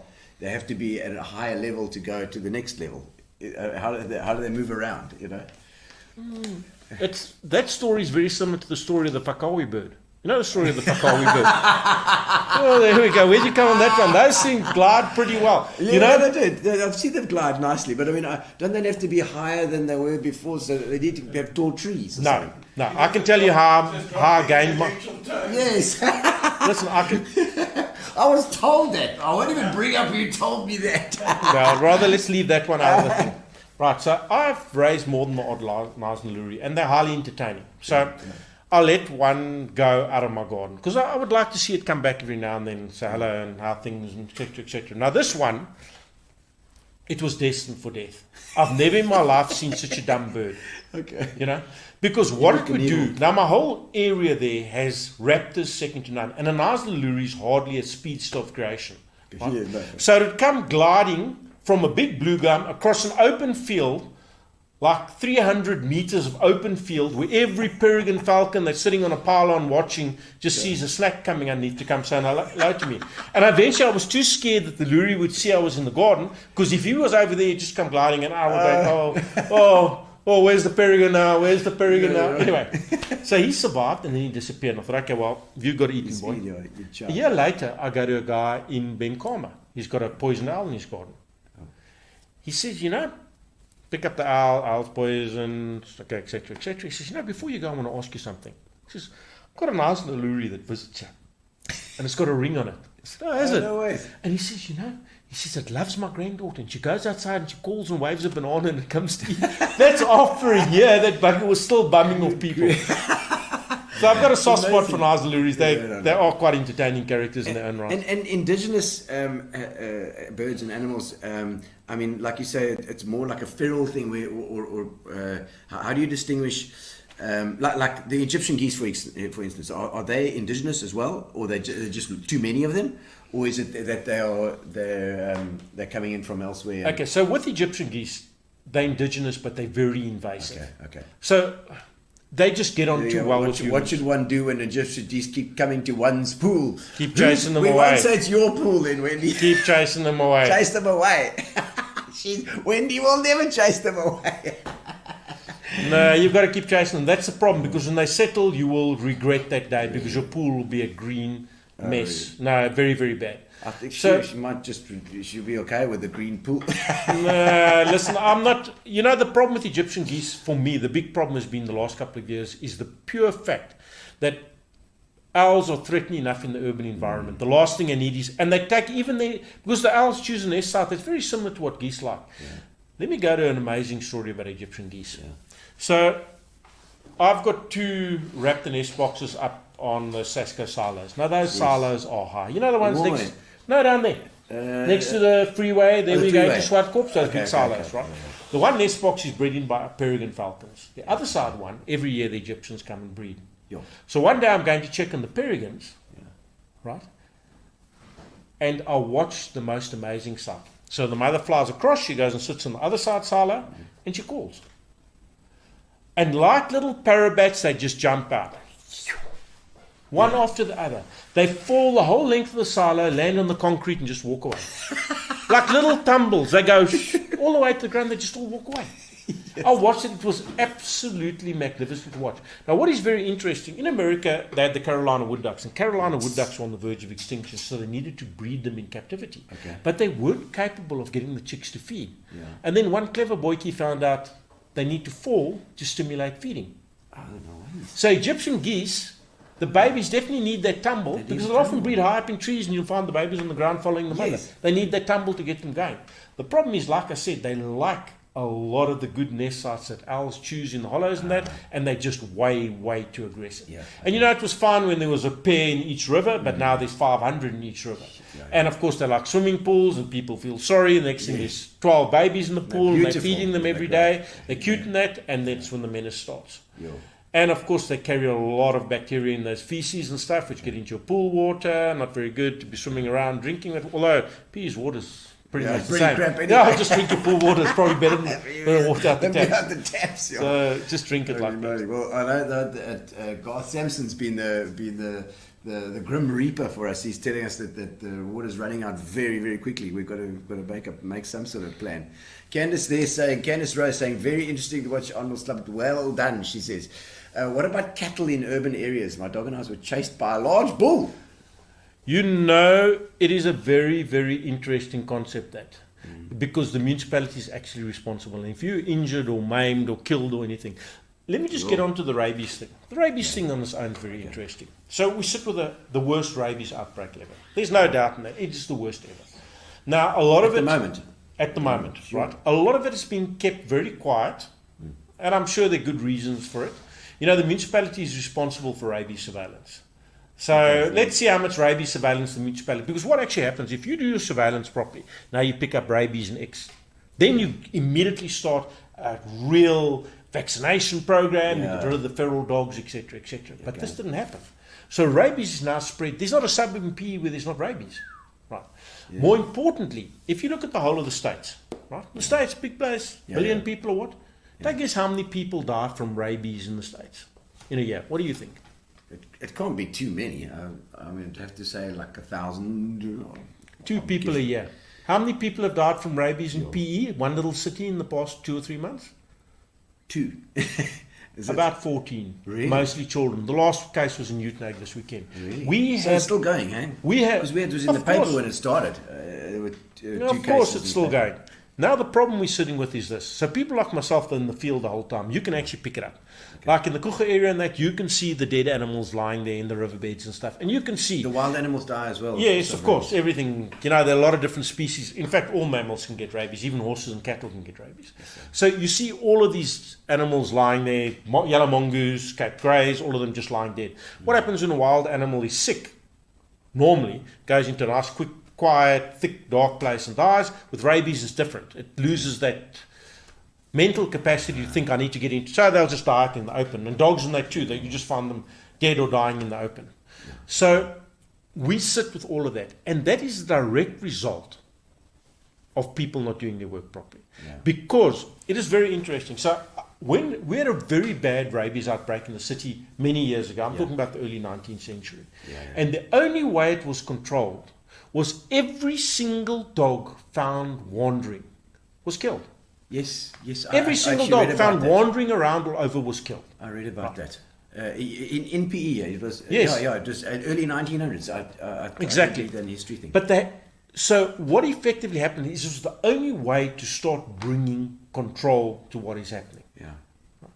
So you now sit with a problem. You sit with these cattle all over the place. If someone gets injured by one of those cattle, right, technically speaking, the municipality, who we pay our rates and taxes to, is the responsible person. They are responsible. There's a lot of legal factors, right, that people do not even consider. And the municipality doesn't consider it because they've got away with it for years. That pollution of the river is another legal factor. They got away with a little case, a little bit of threatening, and they're getting away with it. It's the same with all of the stuff. If you get killed or injured by domestic stock, the municipality is responsible for preventing domestic stock. They should not be farming in the middle of town. I find it kind of cute. I love seeing those cattle wandering around. But they listen. You can get killed. A lot of those cattle are pretty wild, and if they got a car for that and you walk past with a dog, they'll go for you in 5 seconds. So they can be dangerous. Very dangerous. What about the dassies? How do you control the spread? Because the dassies are quite... it depends on what area, I think. Okay, so... Quite a lot around. Very, very interesting thing, because you're now bringing me to a point which is close to my heart. I've done my best over the years to encourage people to a large degree to try and live with wildlife. Mongooses, for example, are one of the species. Mongooses catch a lot of snakes, they catch rats, they're nice to have around. They catch Egyptian geese, because we they catch a lot of gazelles. They're a natural form of control. My problem now is rabies, because rabies is in dassies as well. Yes, unfortunately. So now with a clear conscience, I can't go to people and say, just ignore that mongoose, it's fine, it's not going to attack, because of the rabies situation. And we are getting rabies in dassies. Not even debatable. In fact, someone was bitten by a rabid dassie in the northern area. And is dassie also, it's not invasive, it's actually in some areas, dassies can be a real problem. You see... But they're not from a different country, not from a different area. They're not brought in. No. Dassies are indigenous to the area. But your problem with your dassies is they're no problem if there's a lot of natural predators. But immediately the natural predators are less, they can forage further. Old story, the more food you get, the more you breed, etc., etc. So very much like vervet monkeys. So if you look at vervet monkeys and dassies, they're very much in the same circumstance. The main predator on dassies in the summer month is actually lynx. Believe it or not, before all of this crap and poaching started, I actually reintroduced a fair amount of African lynx, caracal, back into the valley again. Wow. Further up, obviously. No, but because they are very, very... In fact, the majority of a lynx's diet, I must be careful of using that word lynx. It's not really, it's caracal, but Caracal, I come from the old days of an African lynx. Okay. Anyway, the That's the majority things of that the farmers always want to shoot, isn't it? yeah, A the majority caracal. of a lynx's diet is dassies. In a very well managed area, the summer diet is mainly dassie. Okay. So I introduced dassies into the valley, but unfortunately all the poaching and the hunting and that, it's just not possible for these caracal to survive that long without, because they get chased by the dogs and that continuously. So without that predation, without crowned eagles hunting the dassies and that, they're able to forage right out into the open. So they have an unlimited food supply, and gardens are very good food supply. Yes. And they can just, like everything else, just breed and breed and breed. So if you go to vervet monkeys, for example, if you go to a natural area, a troop of vervet monkeys is 10 animals. If you come round town, around Marine Drive, you can find anywhere from 30 to 70 animals in a troop. Right. Why? Yeah. Easy food. Yeah. Right. Lack of natural predation. Main predator on monkeys, crowned eagle. Really? Crowned eagle is if a monkey can't wander out into the open if there are crowned eagles around, and they're terrified of crowned eagles. What happens? Limits the food availability. They don't breed as much. Yeah. Crowned eagles catch a lot of monkeys. Leopards help, and so do African rock python. So leopards we still have in our general area. Yeah. African rock python, the Grahamstown area, they originally would have occurred down here, but Grahamstown area, the African rocks. Leopards and crowned eagles, of course, won't occur in town. But lynx, I must need to get used to this. More. I'm an old man. Caracal. Caracal. Yeah. Caracal are very, very efficient predators of dassies. Very, very good predators on them. But because you've got no predation and you've got lots of food, population will grow and grow and grow. And unfortunately, like I say, rabies is now in dassies. So. Because, I mean, with the farmers always wanted to shoot it out there, but surely... Maybe are they dangerous to humans? No. That's why I keep introduced them themselves quietly. Yeah, just a couple of adult caracal in Really? Yeah, particularly from farming areas where they're regarded as a pest. Okay. And they settle down quite well. And there's a lot of food for them here. But the problem is, it's a sad, vicious cycle. Yeah. If we don't control the poaching in the valley, if we don't control, because dumping and poaching, poaching, it's also destruction. There's dumping here, small little 20 bags that they keep on bringing every year, clean it up, and then they bring it back again. But the animals are there. That's an easy food, isn't it? I mean, that's the problem. The sad thing is that everything has to be managed, and if there's no management in place, it just goes to you know what. And the problem with our valley is that there is no management in place. There is nobody. The people that are supposed to look after the valley don't give a damn. Let's be honest about that. They actually don't give a damn. And then you've got this continuous sewage problem. Yeah. But the valley could actually be a wildlife paradise if we are prepared to put the effort in. It could. You know what? Actually, it was the most amazing sight, and I won't forget it. For the first time in 30 years, I saw some wild mountain reedbuck on the edge of PE. Really? And those are proper wild. They used to be there. Now, every now and then I've been called to catch mountain reedbuck in the middle of town. Yeah. And there was this little herd the other day of mountain reedbuck. And I said to myself, this is absolutely amazing. Just that little glimmer of hope again. But the problem is it's going to take very, very proactive management of the whole area. And the municipality, the way it looks, there is nothing proactive about it. They're not even reactive. They're just inactive. And that is the problem facing us, because the valley needs to be managed properly. And if we can get the decent management into the valley, it can be an amazing place. The private sector is going to have to. We're going to have to get private sector in. Isn't that the only way to do it at the moment? Where we can try and assist and at least if municipality can do something, we can add to it. I think everybody's got to get involved. You always got to think about it. If everybody. There's a big population here in PE. If everybody thinks about it and everybody tries to do something, it becomes a small task for everybody, and it grows. I mean, is that the case? Or it's about will. So you said to me, what is the first thing that we need to do here? Yeah. We've got to start controlling the illegal hunting. Okay. And it's been a very difficult task. It's been a difficult task because, again, we're sitting with all of these do-gooders that feel sorry for the dogs. And isn't it a gambling thing, isn't it? No.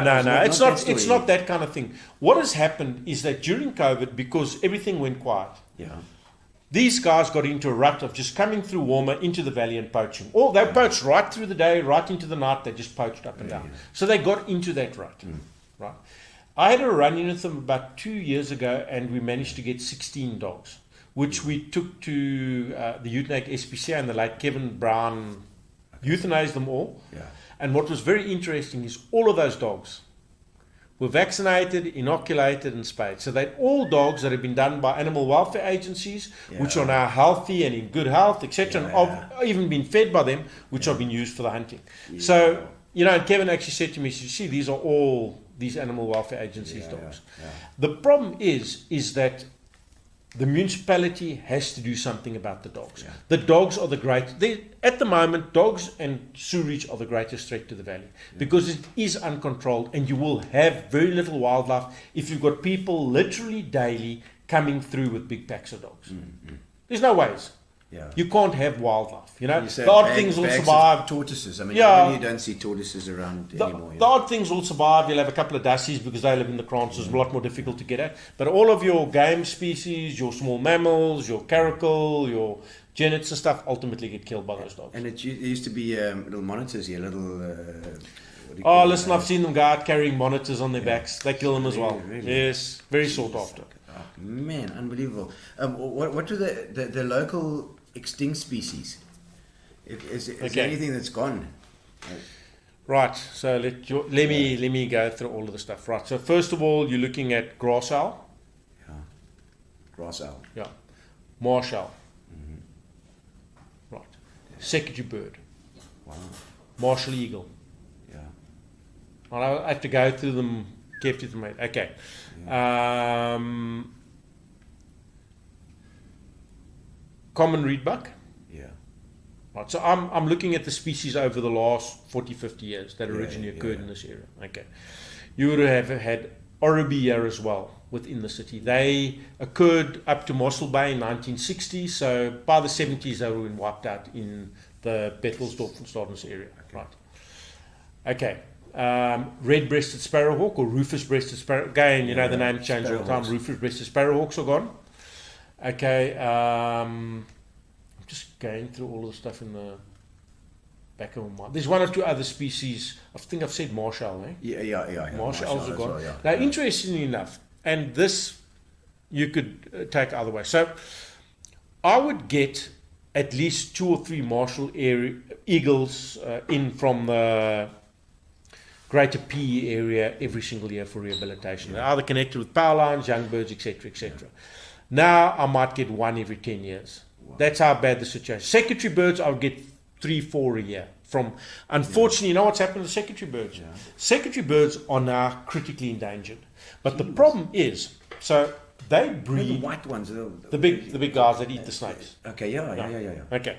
So they breed in a nice solitary little tree, thorn tree, normal acacia sticking out. They have their nest on top. Yes. What happens? The juvenile leaves the nest, now he's wandering around, he can't fly. Gets killed by dogs. Oh, man. Okay. Because of all the dogs. So I had 2 active nests and 1 other site. Those birds are all gone because there's just too many dogs. They can't raise a single chick there. Jeez. So those sites are gone. So it's very interesting watching these species disappear. Yeah. Grass owls, we find them on the, St. Albans at the closest to P. But originally we had grass owls in Cotswold, we had them in Heatherbank, all those places, they're all gone. One of the things is, what do grass owls do? They breed on the ground. Nothing that breeds on the ground can survive. Marsh owls the same. Yeah. It's Bugsy Phoenix saying, how's it watching from England? Great watch. Thank you, Bugsy. And Donnell Goldberg, you see, have a look at a couple of these things as well, catch up a little bit. Do you know Arnold's also a history enthusiast? Oh, I didn't know that. You enjoy a bit of history. I like history. I love it. I love it. History. You know what I've done? I think you need to do it as well. Yeah. I've done something, and I think this is the most amazing thing. Yeah. I'm going to have my DNA sent away and tested to see where exactly I come from. Oh, really? Well, I don't know. I haven't. I know I'm half Italian. Half of my DNA is Italian, of course. You guys are so cool. Thank you, Bugsy. And Lynn Potterfar saying, amazing, enjoying, so interesting. It is. Tertiary Detoy, love this conversation. Thank you. Excellent. Oh, she did chase the geese, says Wendy. We have 3 owls that come to the complex. That's down at Summer Strand Way, so that's great. We've got so many awesome stories. Please, can you do a weekly chat on here? No. We do it twice a week. We do it twice a week. Can we vaccinate our animals? Where can we vaccinate our animals free of charge? Saying Philippa. Is there a birthplace? Yeah, the state vet normally does, but I think you must just find the local veterinary practice. They do have days for rabies vaccination. Oh, the rabies. And you know, the frightening thing is, I was talking to my good friend Dr. Matt. You can't believe it. People in the fanciest suburbs in town. Oh, my dog's not vaccinated against rabies. Yeah, no, Jeez, I just can't believe it. Seriously. Do it, eh? Seriously? Do you know how many people are rocking up at the vet's practice? I mean, the most frightening story I heard was a guy from Bridgemead. Yeah. It's a sausage dog, good old Dachshund, in his garden, never gets out. The dog started behaving funny, blah. Takes him to the vet, rabies. Oh, man. So, you know, rabies positive. Actually tested rabies positive. But why did the guy not have his dog vaccinated? Yeah. Did he think because it's in the back garden it's impossible? So it's important to do it, guys. I think no, the rabies is the most frightening thing. Yeah. COVID, you can forget about that joke, but rabies, watch out. Queenie's, of course, for Algo FM. Nice to see you on, Queenie. And so amazing to watch Arnold. You're such a blessing and inspiration. I agree with Arnold. So much needs to be done by the municipality, but the correct people do not understand what it all entails. Yes, I think so. You know, we've got... oh my word! Yeah, look, it's another whole, you know, a box of what do you call it? A box that full of Pandora's box. That's what I was looking for. Lynn Butter saying, "How wow, guys, so educational, very interesting. Thanks so much, and music too. Love this show. Feel so enlightened. I'm glad. I do as well. I was the one throwing a rat out into the valley. My God, I don't know how many birds it's killed since I put it out there. Probably half the valley's decimated now. There's no bird life left here now. Bugsy, do you guys have a problem with people getting lots of dogs during lockdown? Now they can't control them and they're flushing loads of ground nesting birds out. I think Bugsy's in England, and that will be a big problem there. Sure. Because, you know, all of a sudden, exactly what... This is the... You know, it just blows me away. So now we have this whole lockdown thing. Yeah. So people are sitting at home. Take a guess one thing. I think a lot of people realized how many birds their cats actually kill. They weren't at home before. Now they're at home every day. Now they see our cat coming in with a sunbird and this and that. That is one thing. The second thing is, a lot of people then went out, oh, I want this dog and I like that dog, and they Google and they got all these dogs. What's going to happen to all of these dogs? I just know people way too well. As soon as they're bored with the dog, animal welfare, here we come, I've got this dog's too naughty. Yeah, it becomes very their sad problem. story. It becomes their problem. You know what the saddest story I found? People that immigrate and then hand their dog over to the domestic or something, and you know it ends up in the township, and you know, another story. Horrible story. Camilla Ellis, what did she say? She said she went to Sacramento dawn one morning, was threatened by a guy and his poaching dogs. Gee was, eh? Well, my same friend, old Brandon, he lives in Sardinia Bay, phoned me, said the other evening, 3 o'clock in the morning, they had rifle shots in the reserve. You know what was interesting? On the cameras set up by Walmer Township, they caught the guys going out with the dogs, picked them up on camera, and they were carrying rifles. They weren't just hunting with dogs anymore, they carried firearms. And Brandon said early hours of the morning he woke to a rifle shot behind his house in the reserve. Holy crap. Gary Joyce saying, excellent chat, thanks man, and I see Andrew Stewart, great show. Also think Arnold should be weekly. You're right, we'll have to get updates. We're going to have to get updates from you, Arnold. I think that's the secret here. I mean, it's and incredible to think that these animals are here. They are around. Every now and again something pops up, you know, a little buck or a little and nature is like that, isn't it? How quickly does it come back, or does it not? Did you ever see that thing, Life After People? Yes, I had. I did. It was a TV series. That is the most amazing thing. How potentially nature can come back again and just take over these cities and just chow them up. Have you watched the stuff on Chernobyl? Chow them up. I like that. Have you watched the stuff on Chernobyl?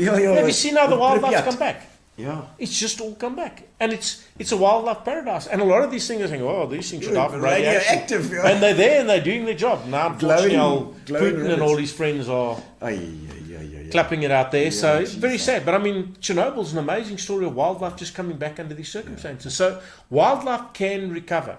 Yeah. And if you said to me, you know, I don't like thinking in a box, I think out of the box. You know what I would do in the Balkans? I'd put some black wildebeest in. Yeah. I'd put a couple of new species in. Yeah. Just add some species that originally occurred. And there's a reason for black wildebeest. Yeah. Black wildebeest or zebra don't take any nonsense from dogs. They'll sort the dogs out in 5 seconds. Anyone who knows black wildebeest will tell you. And they very well come close to occurring in the area. Zebra do the same. They sort out dogs quite quickly. So it would be really nice if someone ever had, the gun. You could, if you protected the Barkans properly, you could reintroduce a lot of indigenous species that occurred here, which would not have a negative impact on utilization of the valley. Wonderful. When you're saying that the poachers as well chased my neighbour's son while jogging near the airport. So, I mean, they're all over with these hunting dogs, this thing. But you know what the truth of the matter is? Let's go back to it. The real way to sort it out, it's a very harsh thing. The dogs have to be killed. There's not even a debate in that the dogs have to be killed. A lot of people have this whole thing about, now, let me explain to you about killing things. Right. First of all, you need to have permission to use a firearm within the municipal area. Right. Obviously, any form of firearm. Yes. So you need to have a permit to do that. And I have a whole series of permits from nature conservation to do various things. You need the landowner's permission as well. But the law plainly says that any dog found not in the control of its owner, in the pursuit of wildlife, or presenting a threat to domestic stock may be destroyed. Okay. It doesn't say, think about it, it can be destroyed. Right. And people need to realize that, because I had a very interesting conversation with people from the warmer area. And I said, you complain about the dogs, but you walk and you've got Fido running wild in the valley chasing everything. What's good for the goose is good for the gander. You need to set the example. So if you're going to walk in those areas, keep your dog on a leash. On a leash, you have to do it. So keep your dog on a leash for the wildlife. Purely from a point of view, even if your dog is, that's because everybody says, my dog won't chase or whatever, and it's easy to think like that because it's your dog as well. So you know your dog, but the problem is that if you haven't got on a leash, then you're just doing this. You're breaking the same law. Well, the point of the matter, you're breaking the same law, and the valley is there for all to enjoy. It's not there for a select few to plunder. And I'm like I said to you, I still am very ambivalent about public open space. Now, these guys like to hunt with their dogs; they can do it there. But the valley is the line that should be drawn and said, so far, or protected area. It's a protected area. Leave it alone. Go and hunt in the public open space in the forest reserve at Driftsand. Go and do your thing there, but leave the valley alone. That is a haven for the local wildlife. Absolutely. And if anything you see, if you spot anything, how people that are watching now, how can they, if they spot anything happening, what can they do? How can they? Who do they contact? The police and the municipality are supposed to do something about poaching in the valley. Okay. They are the ones that are actually, the police will pass it on, but the municipality is responsible for managing the valley. They have got people that are paid to do the work, right? They need to get off their asses and do their job. That's what it simply boils down to. And we need to find a way of controlling all of the dogs. And if you do that, right, you'll start to see the wildlife come back. Like I said, like that life after humans, you'll see a life after people. I can't remember what it's called. It's just amazing to watch all the buildings collapse and the plants take over, and you see all these animals wandering the streets. And now, I mean, for your stuff, and it's always like, who do you call if something's gone wrong? Like for snakes, you'll phone Mark Marshall. He's your snakes guy or whatever. But when would people have to phone you or get hold of you? Do you do that stuff? I mean, is that what you... No, people phone me for virtually every wildlife thing. I'll give them advice. I'm not... If You're you not phone the go-to me... guy. No. If you phone me and you say, I've got an issue, and I'll think about it, and I might give you a solution. Yes. You'll at least point in the right direction. If you phone me and say, my cat brought in... let me give you this one. My naughty cat brought in a bird. Yes. Right? I'm going to look at you and go, why don't you solve your own mess? Yeah. Okay. But invariably the birds come and I have to euthanize them anyway, or they die a day or two later. It's the whole story. But basically I deal with all wildlife. I get calls, particularly the birds of prey, the owls and everything. I get hundreds of calls, sometimes too many. And where can we bring our rats? Well, just caught in my send me a cage. WhatsApp. Well, I need, at the moment the need is simmering because these 20 owls are going to go, and then but there comes a time when everything's welcome, every kind donation from the gods, especially in the summer months, you say. Any rats and mice and things that are and dussies and stuff that you could feed them. I just love those people that say, "Oh, you've got a wonderful job." And 10 o'clock at night, I'm sitting, I'm thinking, I wonder all these arseholes what they're doing. They're having a braai with a family, and here I am trying to feed a recalcitrant eagle or drag some vicious beast out of a big hole in the ground, battling my life away. I must tell you this. So Yes. I had a couple of really mean experiences with rattle. One of the saddest experiences was, and I'll tell you one thing, the girl got roasted, but it was Oh dear. pisses me off the way people drive in town. Yeah. Right. Someone in Lorraine managed to ride over a honey badger. The most magnificent female honey badger. Now, you should be doing 60 k's an hour or less. Yeah. You know, you would see that. Anyway, they killed it, son did. That still broke my heart. But I've had a number of really mean calls with honey badgers. And I mean, they deserve the reputation. Yeah. Because you will get honey badger, honey badger, honey badger, and honey badger will look at you and say, oh, thank you for saving me, off I'll go. And then you'll get one that'll say, listen, I'm going to sort you out. I just don't like what you did with me. You and I are going to have a little conversation about this. They're tough, those little things. So one night, listen, far tougher than you. I know how tough those buggers are. I've seen what they do to wire mesh and everything. And they are very destructive. So beekeepers hate them with a passion. And yeah, they really knock those hives and tear big holes and destroy hives. And but anyway, I love those creatures. They're among my favorite because basically they've got a pugnacious attitude. And they walk around permanently with their finger in the air to humanity and say, take that. I get a call one night, Seaview Road, 8:30 at night, quite a miserable night. Yeah. The guy says, you know, we've seen this animal, it's not by a car, it's black and white. Yeah. Okay. It's like those things you see on National Geographic, Yeah. right? Skunk. No, like those things. So when you talk about Seaview Road, there's a lot of big black and white bushbuck rams. Okay. Right. Yeah. So my first thought, it's a bushbuck ram that's got hit by a car. So off I go to go and see what's wrong, see if it needs to be euthanized, whatever's got to be done.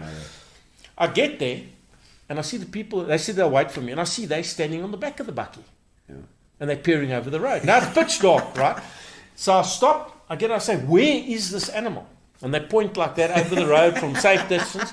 And with that I hear this kind of low, angry growl coming out of Port Jackson next to the road. Needless to say, I go to the back of the buckies and grab a net quickly, grab a net that I feel is suitable for the job. I come around the front of the bucky and this rattle comes out the bush. He chases me for 100 meters down Seaview Road, but right on my heels, snapping. What is this thing? It's honey badger. Is it also rattle. called rattle? Okay. So he chases me down Seaview Road, right? In the pitch dark, I'm running with a rattle on my heels. Eventually, he tires, I tire, he goes off into the bush, right? And he's still mumbling and growling and that, and he walks off. I've actually got a video of a rattle, and you can actually see the teeth behind my heels is chasing me after I release them. But not all of them. Some of them go off. You just got to get the right one. You know, it's that right one that says, listen, I've had a bad day and you've just made it worse. Screw you, man.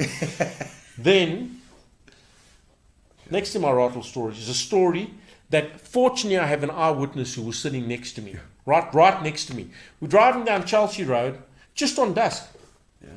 Hey, there's a guy on a bicycle. He's taking his dog with him for a run. What an idiot. Why is he running with his dog? Dog running behind him. I look and I go, jeez, it's a rattle. And he has this rattle and this guy's pumping like hell and this rattle's right up behind him on the bicycle. So, yeah, rattles there's a fair amount of them in the area, actually. And they are top species, threatened species. So really? I like them. How do they? Are they bigger than genets and monkeys? Yeah, no, they're fair-sized creatures. Look like a big skunk. Okay, a big skunk. Okay, and they're pretty smelly too because they're muscular, so they smell quite strong. All right. Well, last couple of questions I've got. Otherwise, we'll be here all night. I'm gonna have to get you on again for sure. Absolutely. Pamela and Bia, thank you. Good laugh, most entertaining. Arnold, thank you, man. We. Always, last couple of questions, always your most embarrassing moment or your most moment where something's gone completely wrong, and then your proudest moment.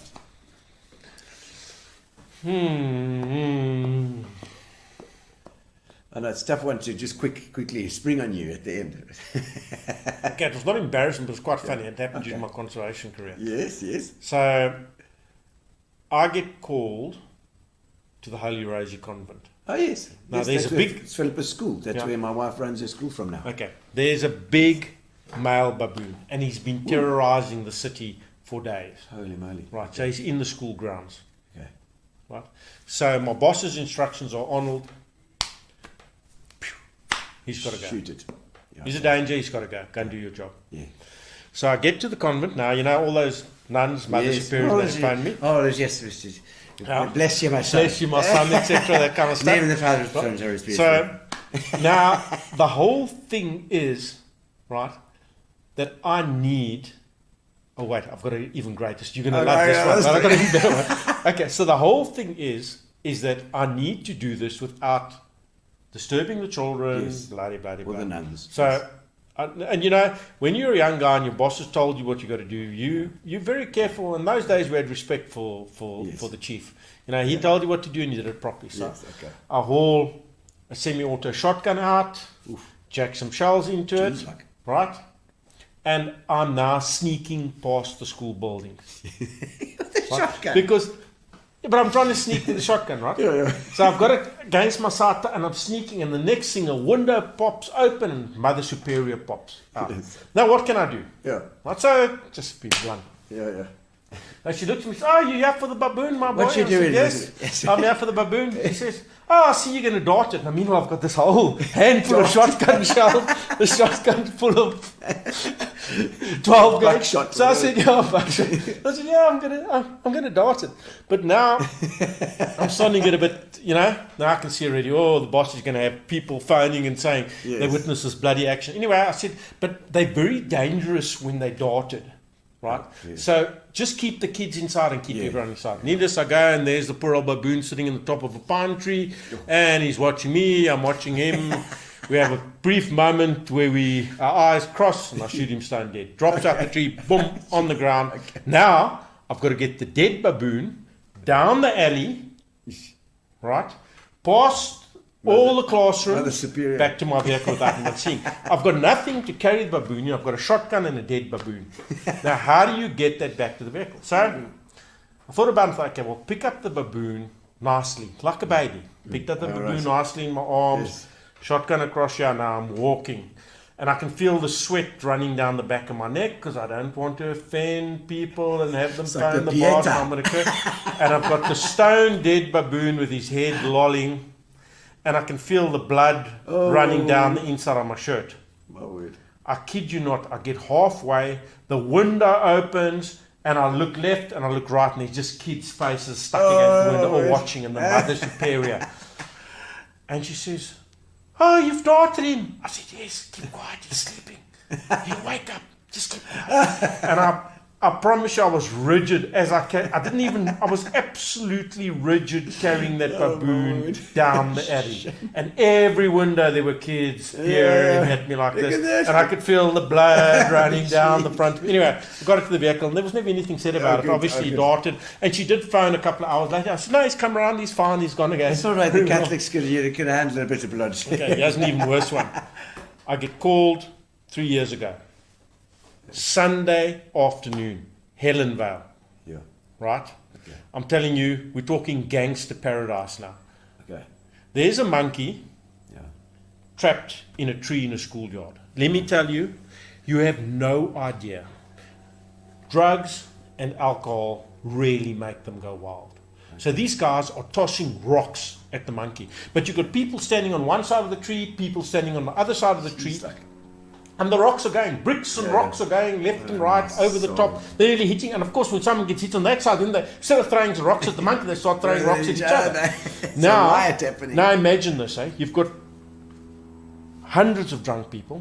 Literally, there's thousands of people there. The whole There's a jaw happening. Everyone's there. Everyone in the whole of Helenvale's there. Yes. The cops are there. The riot unit's there. The animal anti-cruelty league's there. Everybody's there. Right? Oh, my word.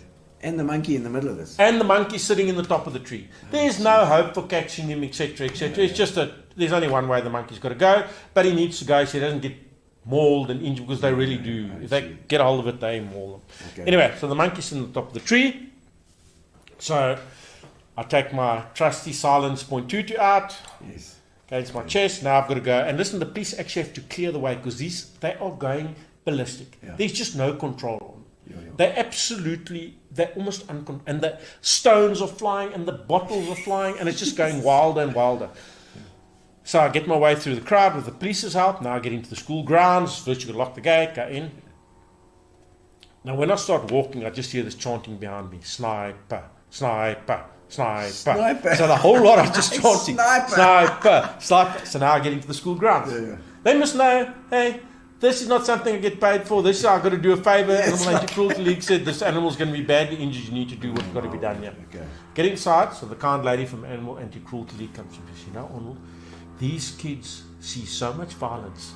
Yeah. Can we not? I said, listen, the monkey's on the top of the tree. There's nothing I can do. Yeah. You know, the monkey's not going to come any lower. He's going to stay right up high there. I've got to take him up from the top of the tree. Yeah. Anyway, now it's getting even wilder and there's a hum and everything. Yeah. She says, listen, can you not do it in a way that they can see nothing? I said, no, it's impossible. I mean, it's an open school field, one tree, 5,000 people around, banging against the thing, throwing rocks and bottles. What can I do? Yeah. So I take a nice rest on the side of the building, aim, beautiful shot, headshot, the monkey drops out the tree.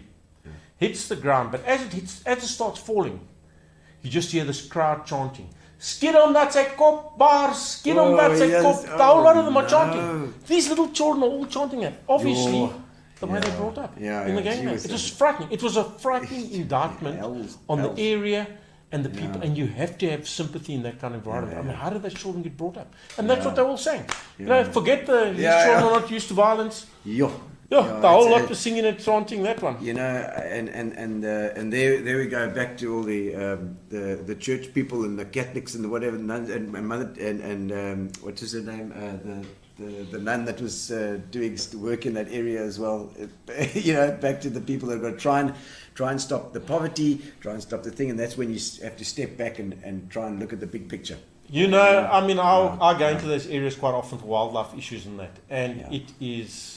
You've got to have, listen, I'll tell you one thing, you've got to have real balls to go into those areas. I mean, I've often had to go and rescue owls and stuff, and you just feel the hair on the back of your neck rise, because you can see them everywhere waiting. And the unfortunate thing is there are so many good people that are trapped in amongst this gangsterism. Of course, yes. And you get to see it. Yeah. Your proudest moment, final question. Proudest thing, perhaps, I mean, everybody says they're children, but you haven't got children, so you don't have to worry about that one. So now, that's the proudest moment, probably, maybe, I'm not even going to guide you with. You must tell me. My proudest moment? You know, I put a lot of effort into my dogs. I love my dogs very much, my German Shorthairs. I spend a lot of time training and working with them. German Shorthairs. So, when, you know, I've really great moments, and there's just when the dogs do exceptionally well, that I really love. Do they do competitions and stuff? With competitions. Competitions, already. So what do they do when they working gun dog trials? So they actually work as gun dogs. So it's almost like hunting dogs, I suppose. They're gun dogs. Do you whistle for them, or do they? No, the whole thing of training those dogs is a lot more complicated. So what initially happened is my passion for birds of prey started not only from my conservation days, because as a young conservationist, I was taken by an old guy called William Hussein, who's now dead, and he used to take me around. He used to take me to all the crowned eagle nest sites. So I had a wonderful background in going to crowned eagle nest sites and martial eagle nest sites. Because I was the youngster, I'd climb and collect prey remains and do all the crappy stuff. Up you go, Arnold, up the yellowwood trees. Don't worry about that crowned eagle going to kill you, but just get that prey remain. Let's see what that is. Oh, throw that goat skull away. We don't need farmers to know they eat goats. That kind of stuff. So anyway, so I had this thing. So my big thing always was falconry. Okay. Right. So that is a big passion of mine. I love training falcons, and particularly peregrine falcons, and the dogs and training falcons are they're part of a tradition that is over 1,000 years old. Okay. In fact, falconry is well over 1,000 years old. Sure. So, you know, that is the thing that actually got me into gun dogs. Yeah. And it's actually something that actually got me to realize how intelligent dogs actually are. Yeah. So as technology is advanced, and I hate technology, but also love it. Yeah. So now we work dogs with GPS collars on. So we can tell a lot of things about dogs that we didn't know are working dogs. We can tell that dogs will recognize an area and go to a particular spot every time.